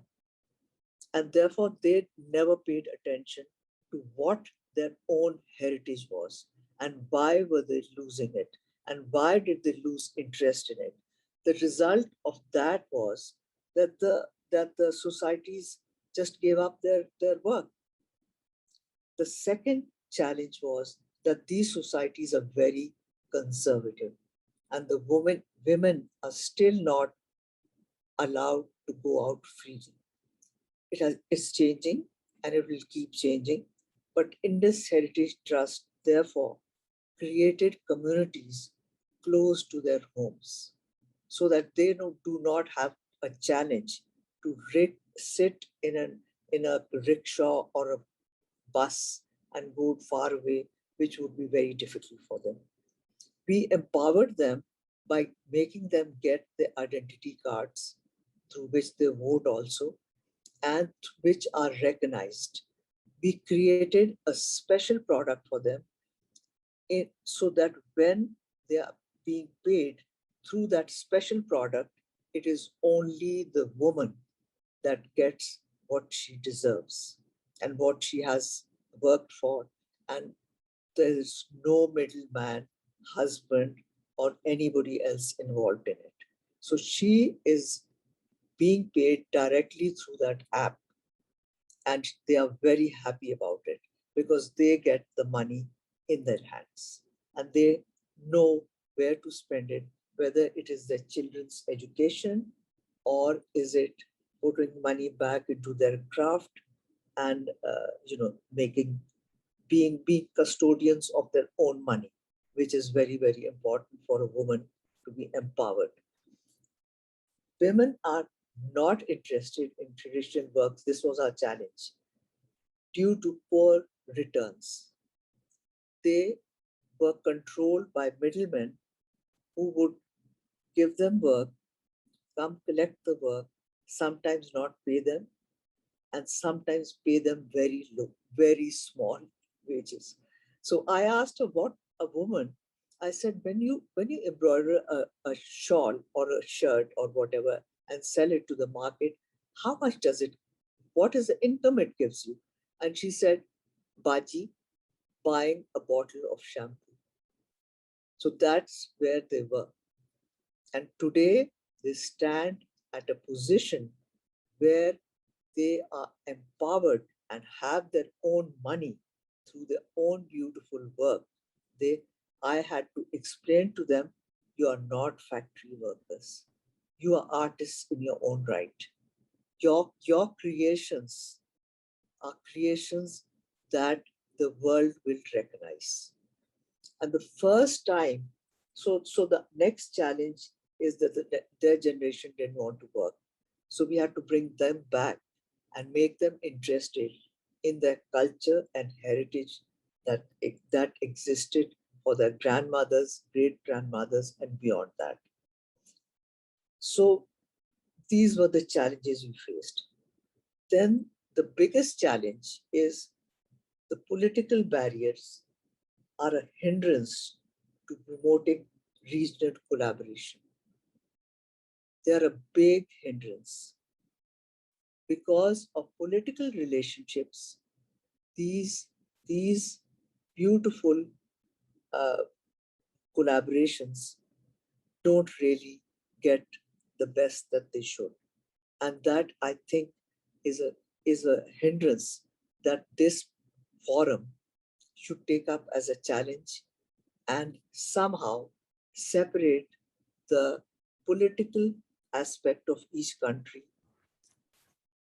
through and make it possible for all of us to connect and help at this forum and be a part of an international organization or a national organization that has access to each other's products, can sell each other's products in their countries, and be able to, bring things, move them forward without political pressures. So this is, I think, a big challenge for this conference to create. My concluding remarks are, we are the custodians of the culture and heritage, and it is our duty to ensure the preservation and preparation of the same. We are the custodians, and we have to pass this to our generations. And if we cannot do that, we have failed in our missions. To create an information sharing network that serves as a reliable resource that the countries of this region can rely on. This will allow us to learn from each other's struggles and deal with roadblocks effectively in a timely manner, will help us utilize our resources in an optimal way. So these are this is what I think is important for this conference to think about, and how do we move forward. We all have beautiful products. So my time is up, and thank you so much for inviting me to this. I've always been late in doing things, but it is my other commitments and my staff's commitments. I have half my staff in Sindh, I have the other half in Punjab doing things. So it falls upon me to handle all these things myself. Thank you, Siddiqa, for pointing out very rightly that we really need to, overcome the political barriers. And South Asia as a region, we are one of the regions in the world who do the least business amongst ourselves. So really, a lot of work needs to be done in that trade negotiations for. Yes. Yeah. Thank you. Thank you very much. I think Meera is back, and Meera will show your presentation, and so that the network doesn't have pressure. So welcome, Meera. Yeah. Thank you. My apologies, everybody. I really have very poor network at home. So to just pick up from where I left off, everybody here has been talking about collaboration. And in the artisan space, which is an area that I have worked with, what we saw is that before the pandemic, of course, people have been collaborating, there have been networks, people have been working together. But for the first time, the different stakeholders of the entire system came together. So you had the buyers, you had the designers, you had the entrepreneurs, you had the NGOs. Just keep shifting the slide, okay? I'm just going to. So you had all these diverse people who came together to say, let's do something for the artisans. We know that they are going through a lot of trouble right now. We had no idea what we were going to do, and we knew that we would have to do relief. It was at the outset just so fresh for everyone to be talking to each other and to not see each other as competition. And I think that, you know, a crisis like COVID or any such crisis in the past has always brought human beings together. It is when we don't have crisis that we forget to work with each other. And I think COVID sort of nudged us again towards that. So the community, the creative community, went really big suddenly. And in a very short time, we were able to, in 2020, raise money, you know, get food rations to a whole lot of artisans. Just keep changing the slide, huh? I'm not going.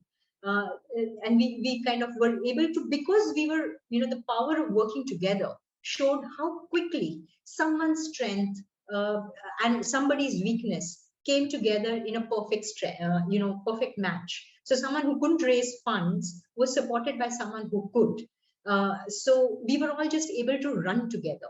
The beautiful thing was that artisans at some point said that, look, we don't want relief. How long will you keep giving us food rations? We, you know, need to have our livelihoods. We need to be back on our feet. And everything had changed. The way the markets were selling, the way people were engaging with each other, everything had gone digital all of a sudden. And here was a sector which had operated or still operates so much on a one-to-one basis, where human connection is so key to the magic of the sector.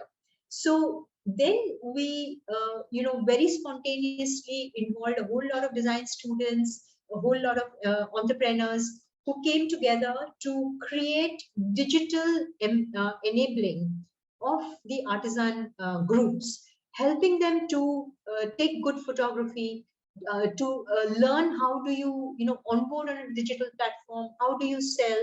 So these were all early experiments that we did. And after this first lot, where everything was done just as a voluntary movement, where we were able to enable suddenly in 4 months a sale of 5 crore Indian rupees, which went directly to the artisans. We realized at that moment the power of all of us working together, because the market channels who were part of the network suddenly were so sympathetic to understanding what the artisans were going to. And everybody was watching out for everybody in the whole ecosystem. And just as we were gearing up for moving forward in discussions whether we should wind up the network, whether our work was done, whether we should go back to all doing what we wanted, because the network consisted of people who had their own practices. And then the second wave struck again. And everybody realized that, look, this is here for a long time to come. And can we look at COVID as an opportunity to really transform the business as usual that had been happening?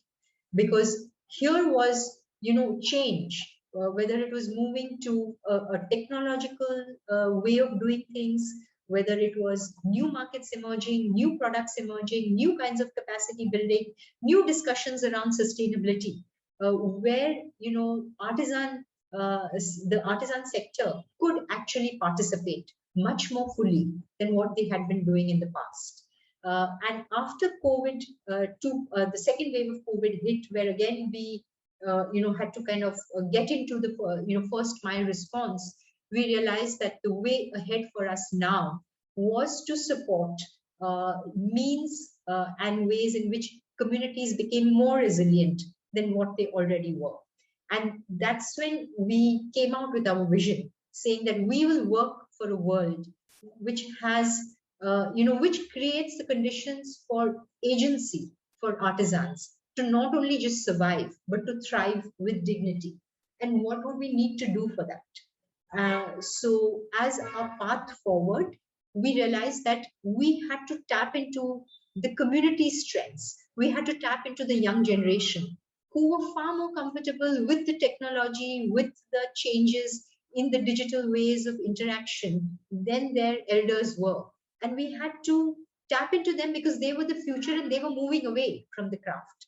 So as part of our strategy now, we are moving towards creating a open source digital platform where we would enable, so this would be like a digital commons where we would enable artisans to not only get the learning tools for digital empowerment, like learning how to do photography, learning how to do social media, learning how to engage with the marketplace, learning how to build your brand, and a whole lot of training tools required that goes towards making this shift, but also identifying and working through what we are calling the Artisan Champions. So creating a system of assessment where certain members from the community, youth mostly, come on board to take on these functions and play these functions for the community.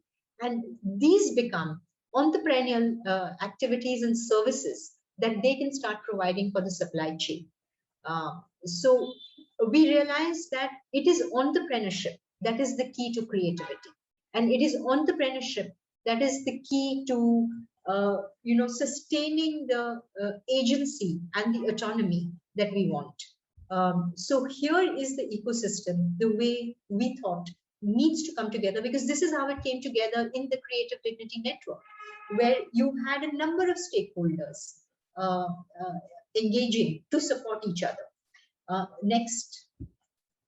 So this is a very rough cut of what the platform would look like, where we would have all stakeholders onboarded on it.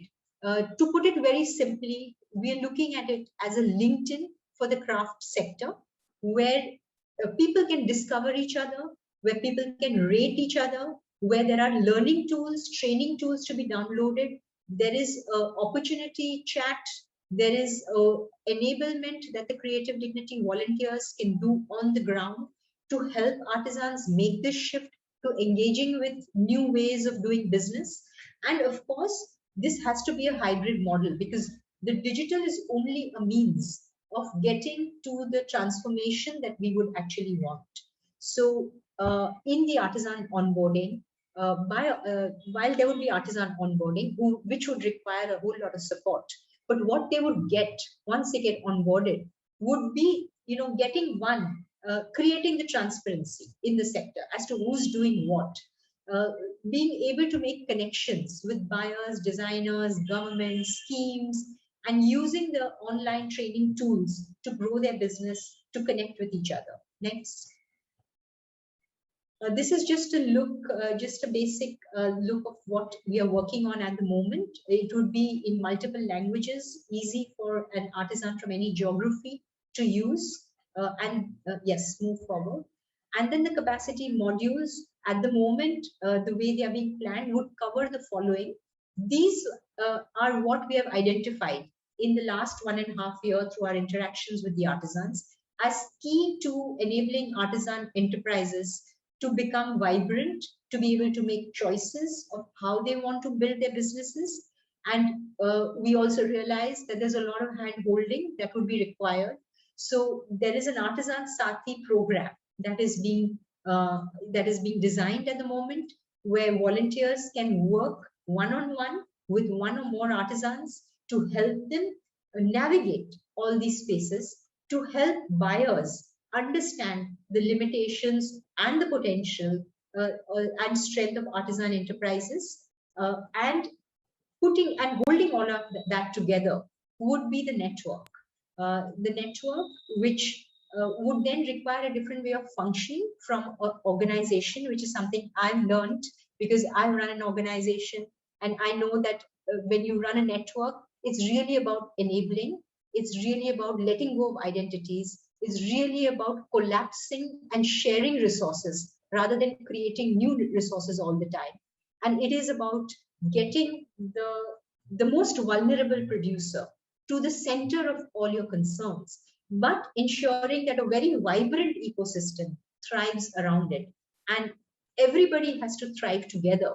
But how do you make the entire supply chain transparent, more equitable, flourish, and thrive and support each other through all this, through situations which may be specific to different contexts. So, for example, the folk artists may have a very different kind of capacity building that they may need vis-a-vis, say, artisans who are working with natural fibers. So to able to work in a very innovative, flexible way that is easily adaptable, and that would foster the intangible cultural heritage that we talk about, because it's dynamic, it's live, it's lived, and it cannot be boxed. Sorry, are my 10 minutes up? Thank you, Meera.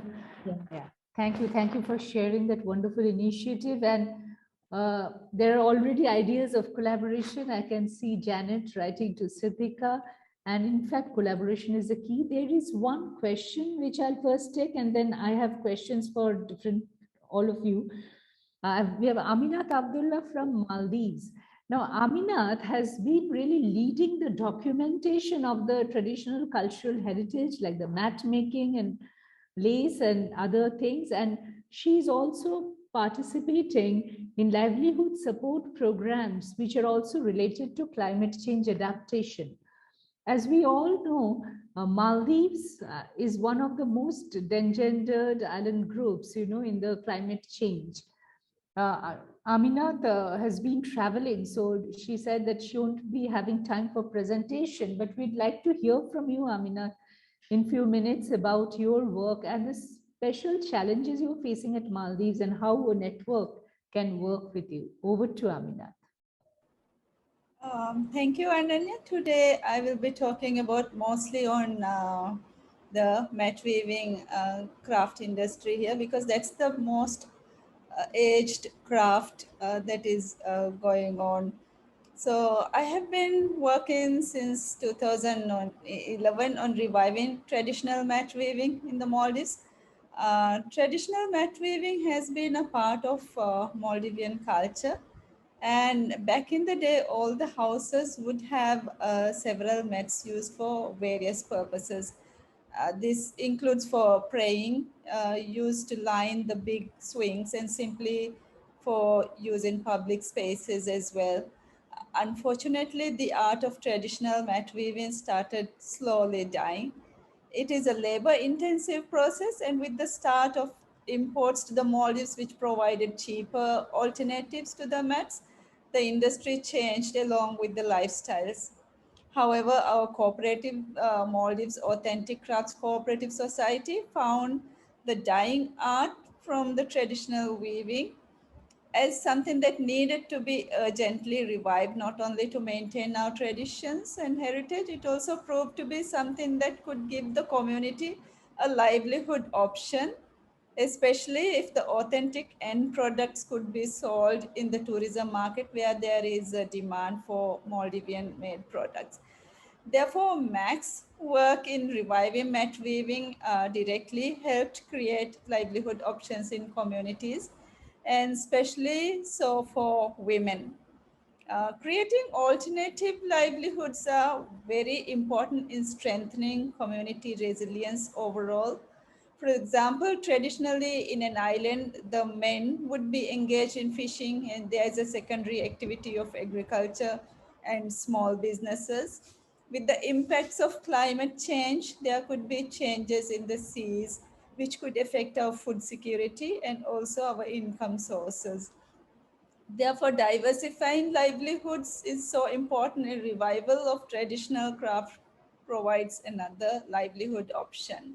So this is not only good for the culture and heritage, but also for overall strengthening of the resilience of communities and combating climate changes, as mentioned earlier. The reeds used for mat making grows in marshlands, and therefore the marshlands need to be attended also.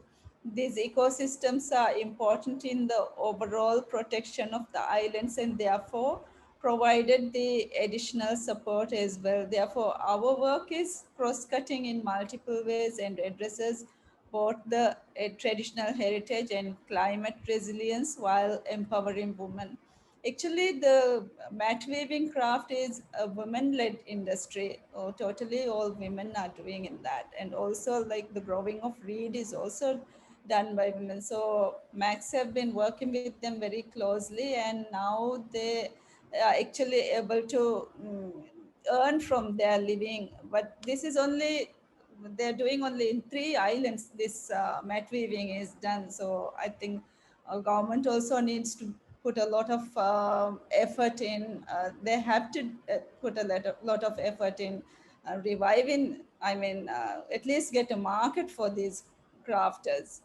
So in our capacity, we have been working with them since 2011. Thank you, Ananya. Thank you, Amina.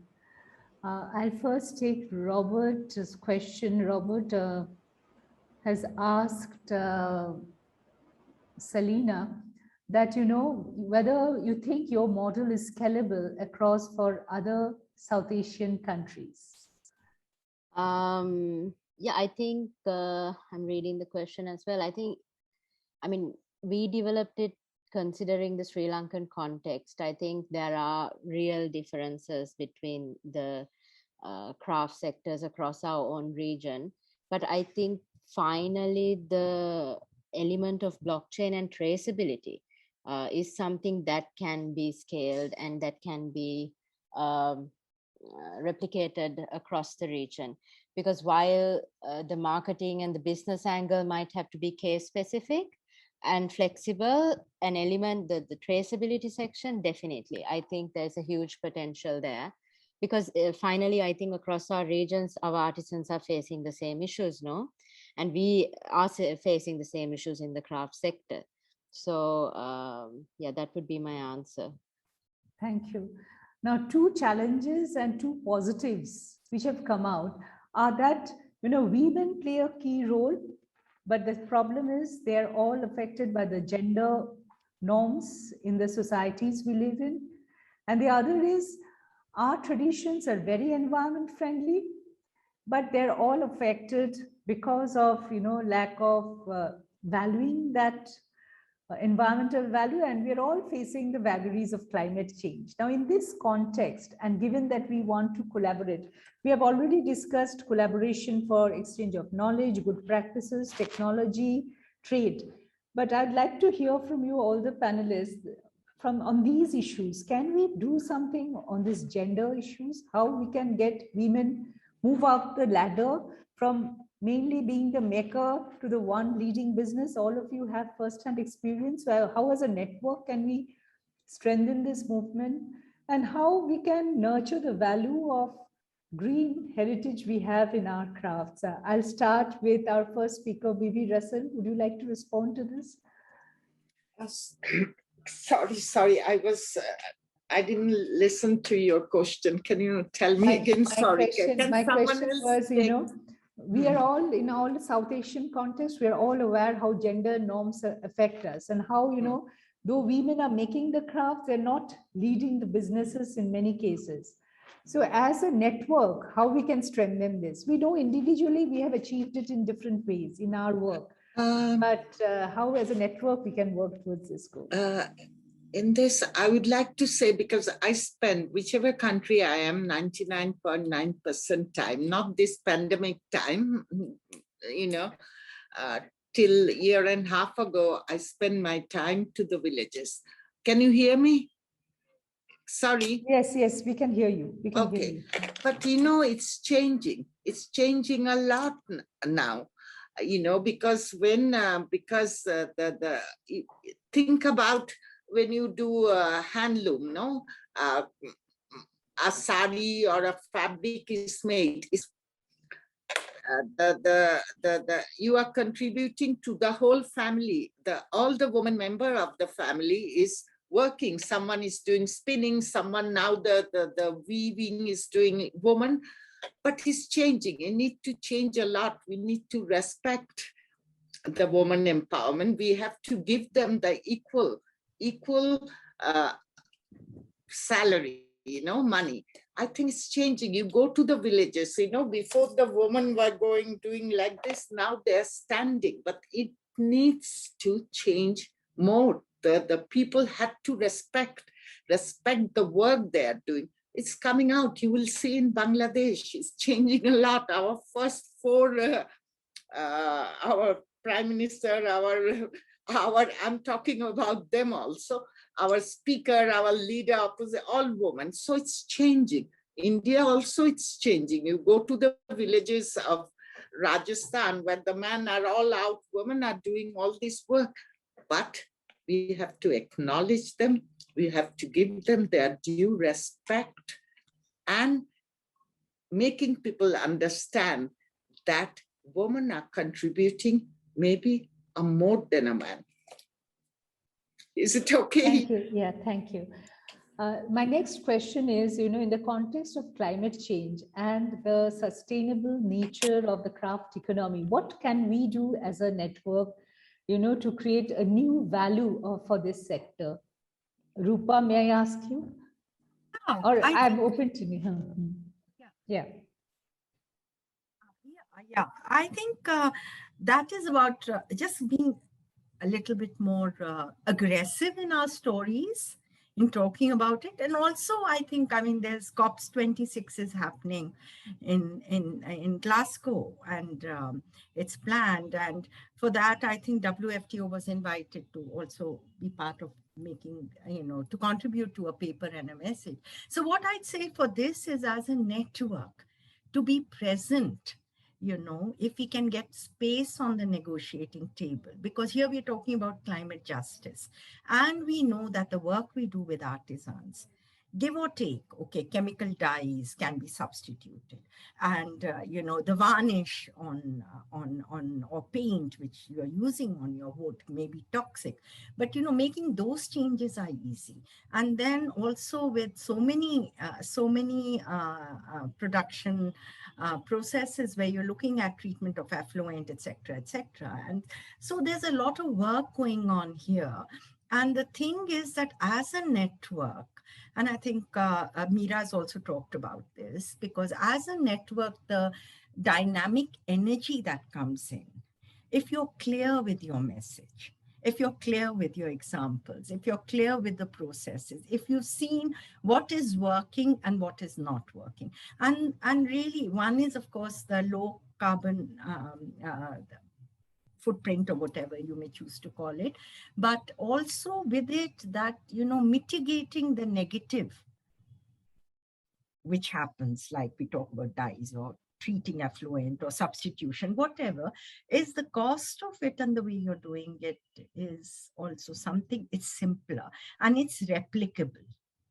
Because currently at SASHA, we just put up an effluent plant, which is, it costs 40,000. Now that's not what it looked like 2 years back, and it's all natural and easy to maintain anyhow.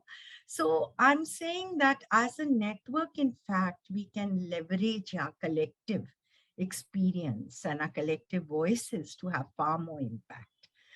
So I'd say that. And I must say something about women. I think in our experience, and most of us here work with women, in Fairtrade, I already shared that 52% of our members have women CEOs, and and a huge number of women who are on the board as well. So it's creating an environment, and also I think there's a lot of peer learning. Even if you know that in a village or in another village, you share stories, and women are far more receptive to that. And as Bibi said, that the changes which happen so rapidly. And I've heard so many examples of women in very, very traditional communities coming out of their homes. And, then there is a person who does amazing work, Rang Sutra, who set up all these producer companies. So I think Shushmita is her name, and it's just that experience. And then by example, and in a network, and Anya, in fact, your task is much easier. Our task is much easier, yeah. Yeah, storytelling is really the key, and we need to tell these powerful stories. Meera, you want to say something? Yeah, this is just a thought I would like to share here, that as a South Asian network, because see, if you look at the sustainability indexes and certification, they're very difficult and complicated for a small producer to adhere to. But we all know that their practices are sustainable by the virtual fact of them not using energy. I mean, most of it is done by manual energy. 80% of the work is done like that.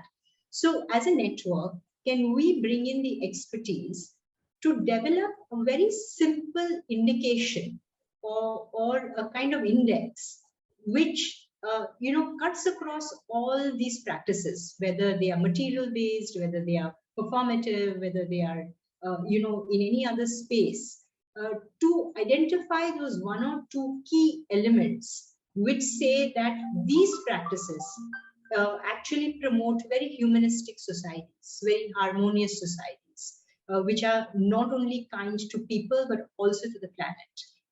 And have those 2 or 3 very easily identifiable criteria. And then as a network, if we can, do advocacy with that, I think, I don't know, it's just a thought. I'm just sharing. Yes, that's a brilliant suggestion. Thank you.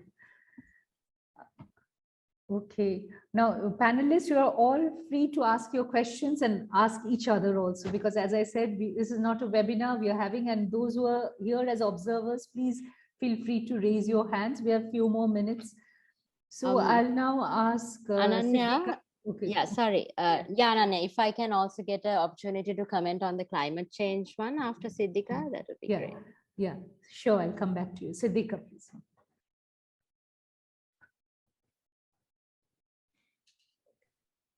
What I wanted to say was that while we are looking at the environment, we have to make environment-friendly spaces and make environment-friendly products, because the environment is very affected by artificial dyes and running them into water systems and underground things. So that affects it. The environment can also be protected by keeping the rural-urban shift, which we in Indus Heritage have very successfully done. So when the rural communities stay within their rural communities, they are protective of their trees, they are protective of their lands, they are protective of most of the things that they have. So when they shift to the urban communities, they don't really care because they don't own that. In villages, it is their ownership. And when you have an ownership of what you have, the trees and the ground and the, what goes into your food. And so these are the things that the rural-urban shift can control. Women produce vegetables at home, earn money from it, and do not use fertilizers, use the manure of the animals that they have. So all these little initiatives can protect the environment very, very successfully. I don't know if my point has been understood, but this is what I have to say, because this is what we took care when we started out in our village communities. And we took care of it. Thank you, Siddiqa. Indeed, many of your presentations pointed out the need for taking a holistic approach, like, addressing the education. We all know how big a challenge lack of literacy is. And nowadays, there's a lot of talk, on cultural landscapes. And there's talk of living heritage. And I think we really need to integrate these pieces and connect these pieces. I mean, cultural landscape plays such a vital role. Selyna, you wanted to say something? Yeah. Maybe a very quick comment about the climate change connection, perhaps. For me, it's cotton.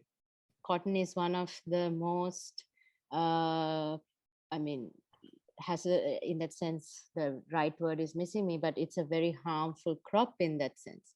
And our entire industry is based on it. There's suicide around it. There is, I don't have to go on, right? It's, and also on top of that, we in Sri Lanka, and I'm pretty sure maybe some of the other countries too, we have to import our cotton from India. So then there's an element of kind of the carbon footsteps building there, right? So, that's where I think we have taken another step too, and I think this is the way of the world as well, to look into other fibers which are closer to home. Banana, pineapple, Russian reeds. How do you integrate these things? It's a very, very baby steps, right? But I think alternative fibers is something that our industry has to look at if we're really talking about carbon neutrality, all of that, because as I think Roopa said, the technique itself is quite carbon neutral, but we are consuming a raw material that is quite the opposite, I would say. And then I think there's just one comment on the artisans coming to the table, the role of women. I don't have answers, but I think we all have to acknowledge that for an artisan to come to the table, it's still a long way to go. We have to acknowledge that. When we're talking about intangible cultural heritage, we talk about artisans meeting the global world, but being practitioners on the ground, we all know that there's a huge gap. Can they come and talk like this? I mean, it's the reality, we know that because we are on the ground. I see Bibi also nodding her head, maybe in disagreement or not, but I mean, that we have to acknowledge. And I think that is where our journey for the future starts. Because if we are to really consider artisans as an equal collaborator, an equal co-creator in this equation, what steps can we take? Because yes, governments, I have given up. There's no point. But what steps can we take? I think that's where the fair trading principles and all of that, it's a convoluted conversation, but I think that acknowledgement we have to make at this point, especially during this pandemic.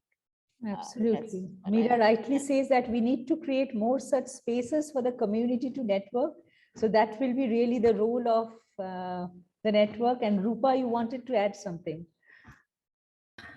No, I just wanted to say, well, when we say that at least their voices have to be heard, those are like steps.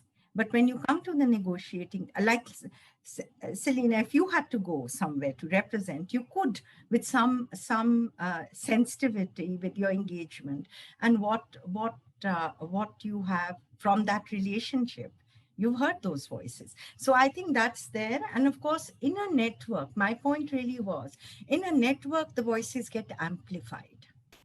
It obviously will be one person, maybe that one artisan who's empowered. I mean, it's not just, all are not at the same level. We know that because some of them sit on our boards. And over that time, that some are more evolved and more ready for that. And so I think it is a process, but I am a little bit more optimistic, maybe because we do come from, we've seen that, all of us have. I think it is true. And every player here will have a role. It's the artisan, it's organizations like Selyn and others, and it's the network. And I have a tremendous amount of faith in networks. When we talk about WFTO, if this says there's any other network or there's creative dignity, I feel that that is probably what will get us to be noticed. That is what will get us, not if we are in our own individual spaces doing good work. So I think just to clarify, that's it. And it's exciting. I think it's very exciting because when you have a shared vision, when you have shared challenges, I think you have that energy to take it forward. And I think we can look forward to a very wonderful future. All of us can.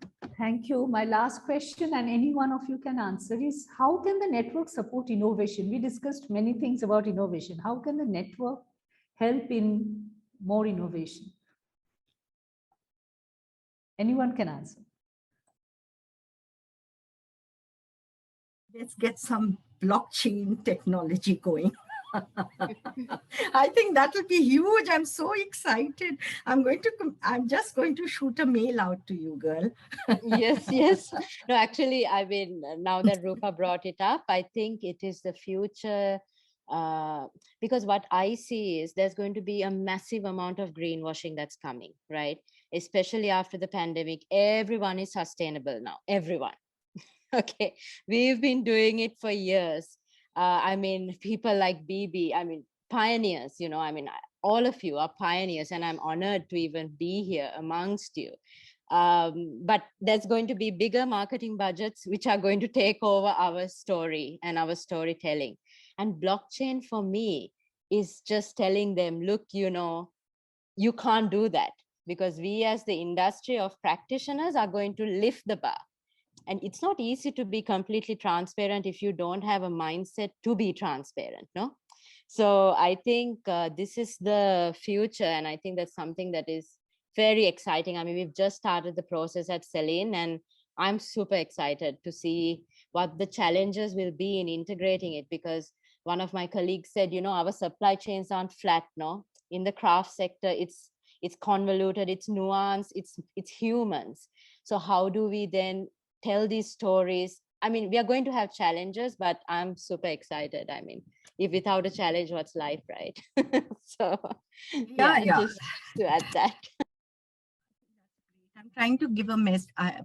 I'm trying to give a message through chat, but I may as well say it. So I think there's, Ananya, a follow-up webinar with experts. Right. You asked a question, what can be done? There's so much enthusiasm around the table that I think a follow-on on this. So whoever is advising you, please rope him in, Selyna. Okay. Can I just say something? Actually, Robert is in the room. Yeah. Can I say something? Selyn, Sure. Selyn, you are absolutely right. Future is the craft and handmade. Like we had like long time ago. We didn't had all this organic food. We are careful. We are eating all this chemical. Now everyone is careful what they are eating. I want to tell you, though it's a very difficult time for all of us, but I had more queries about things. People want to have handmade things, especially the young generation. They want to put something which is natural and the slow fashion. I think it's so important. Just we have to make the connection. Sometimes we are all sitting here talking in digitally, but I want this talk to go to the village people. They should understand all our talk is them. Yeah. And that's why I spend most of my time in the villages to encourage them. We cannot do, I'm nothing without them. Everyone, they really have the magic in their fingers. You trust, you give them trust, you respect their human dignity, but all this talk, they have to listen. Absolutely. So I think this is the future. Okay, so Robert, you have raised your hand. Would you like to say something? Yeah, so very quickly adding on Selyna's presentation and just seeing it from the outside, I think we're all talking the same things and we all have fantastic stories to share. And I think we need to kind of step back a bit and realize that the world is shifting and consumer habits are shifting in let's say, the global north and south.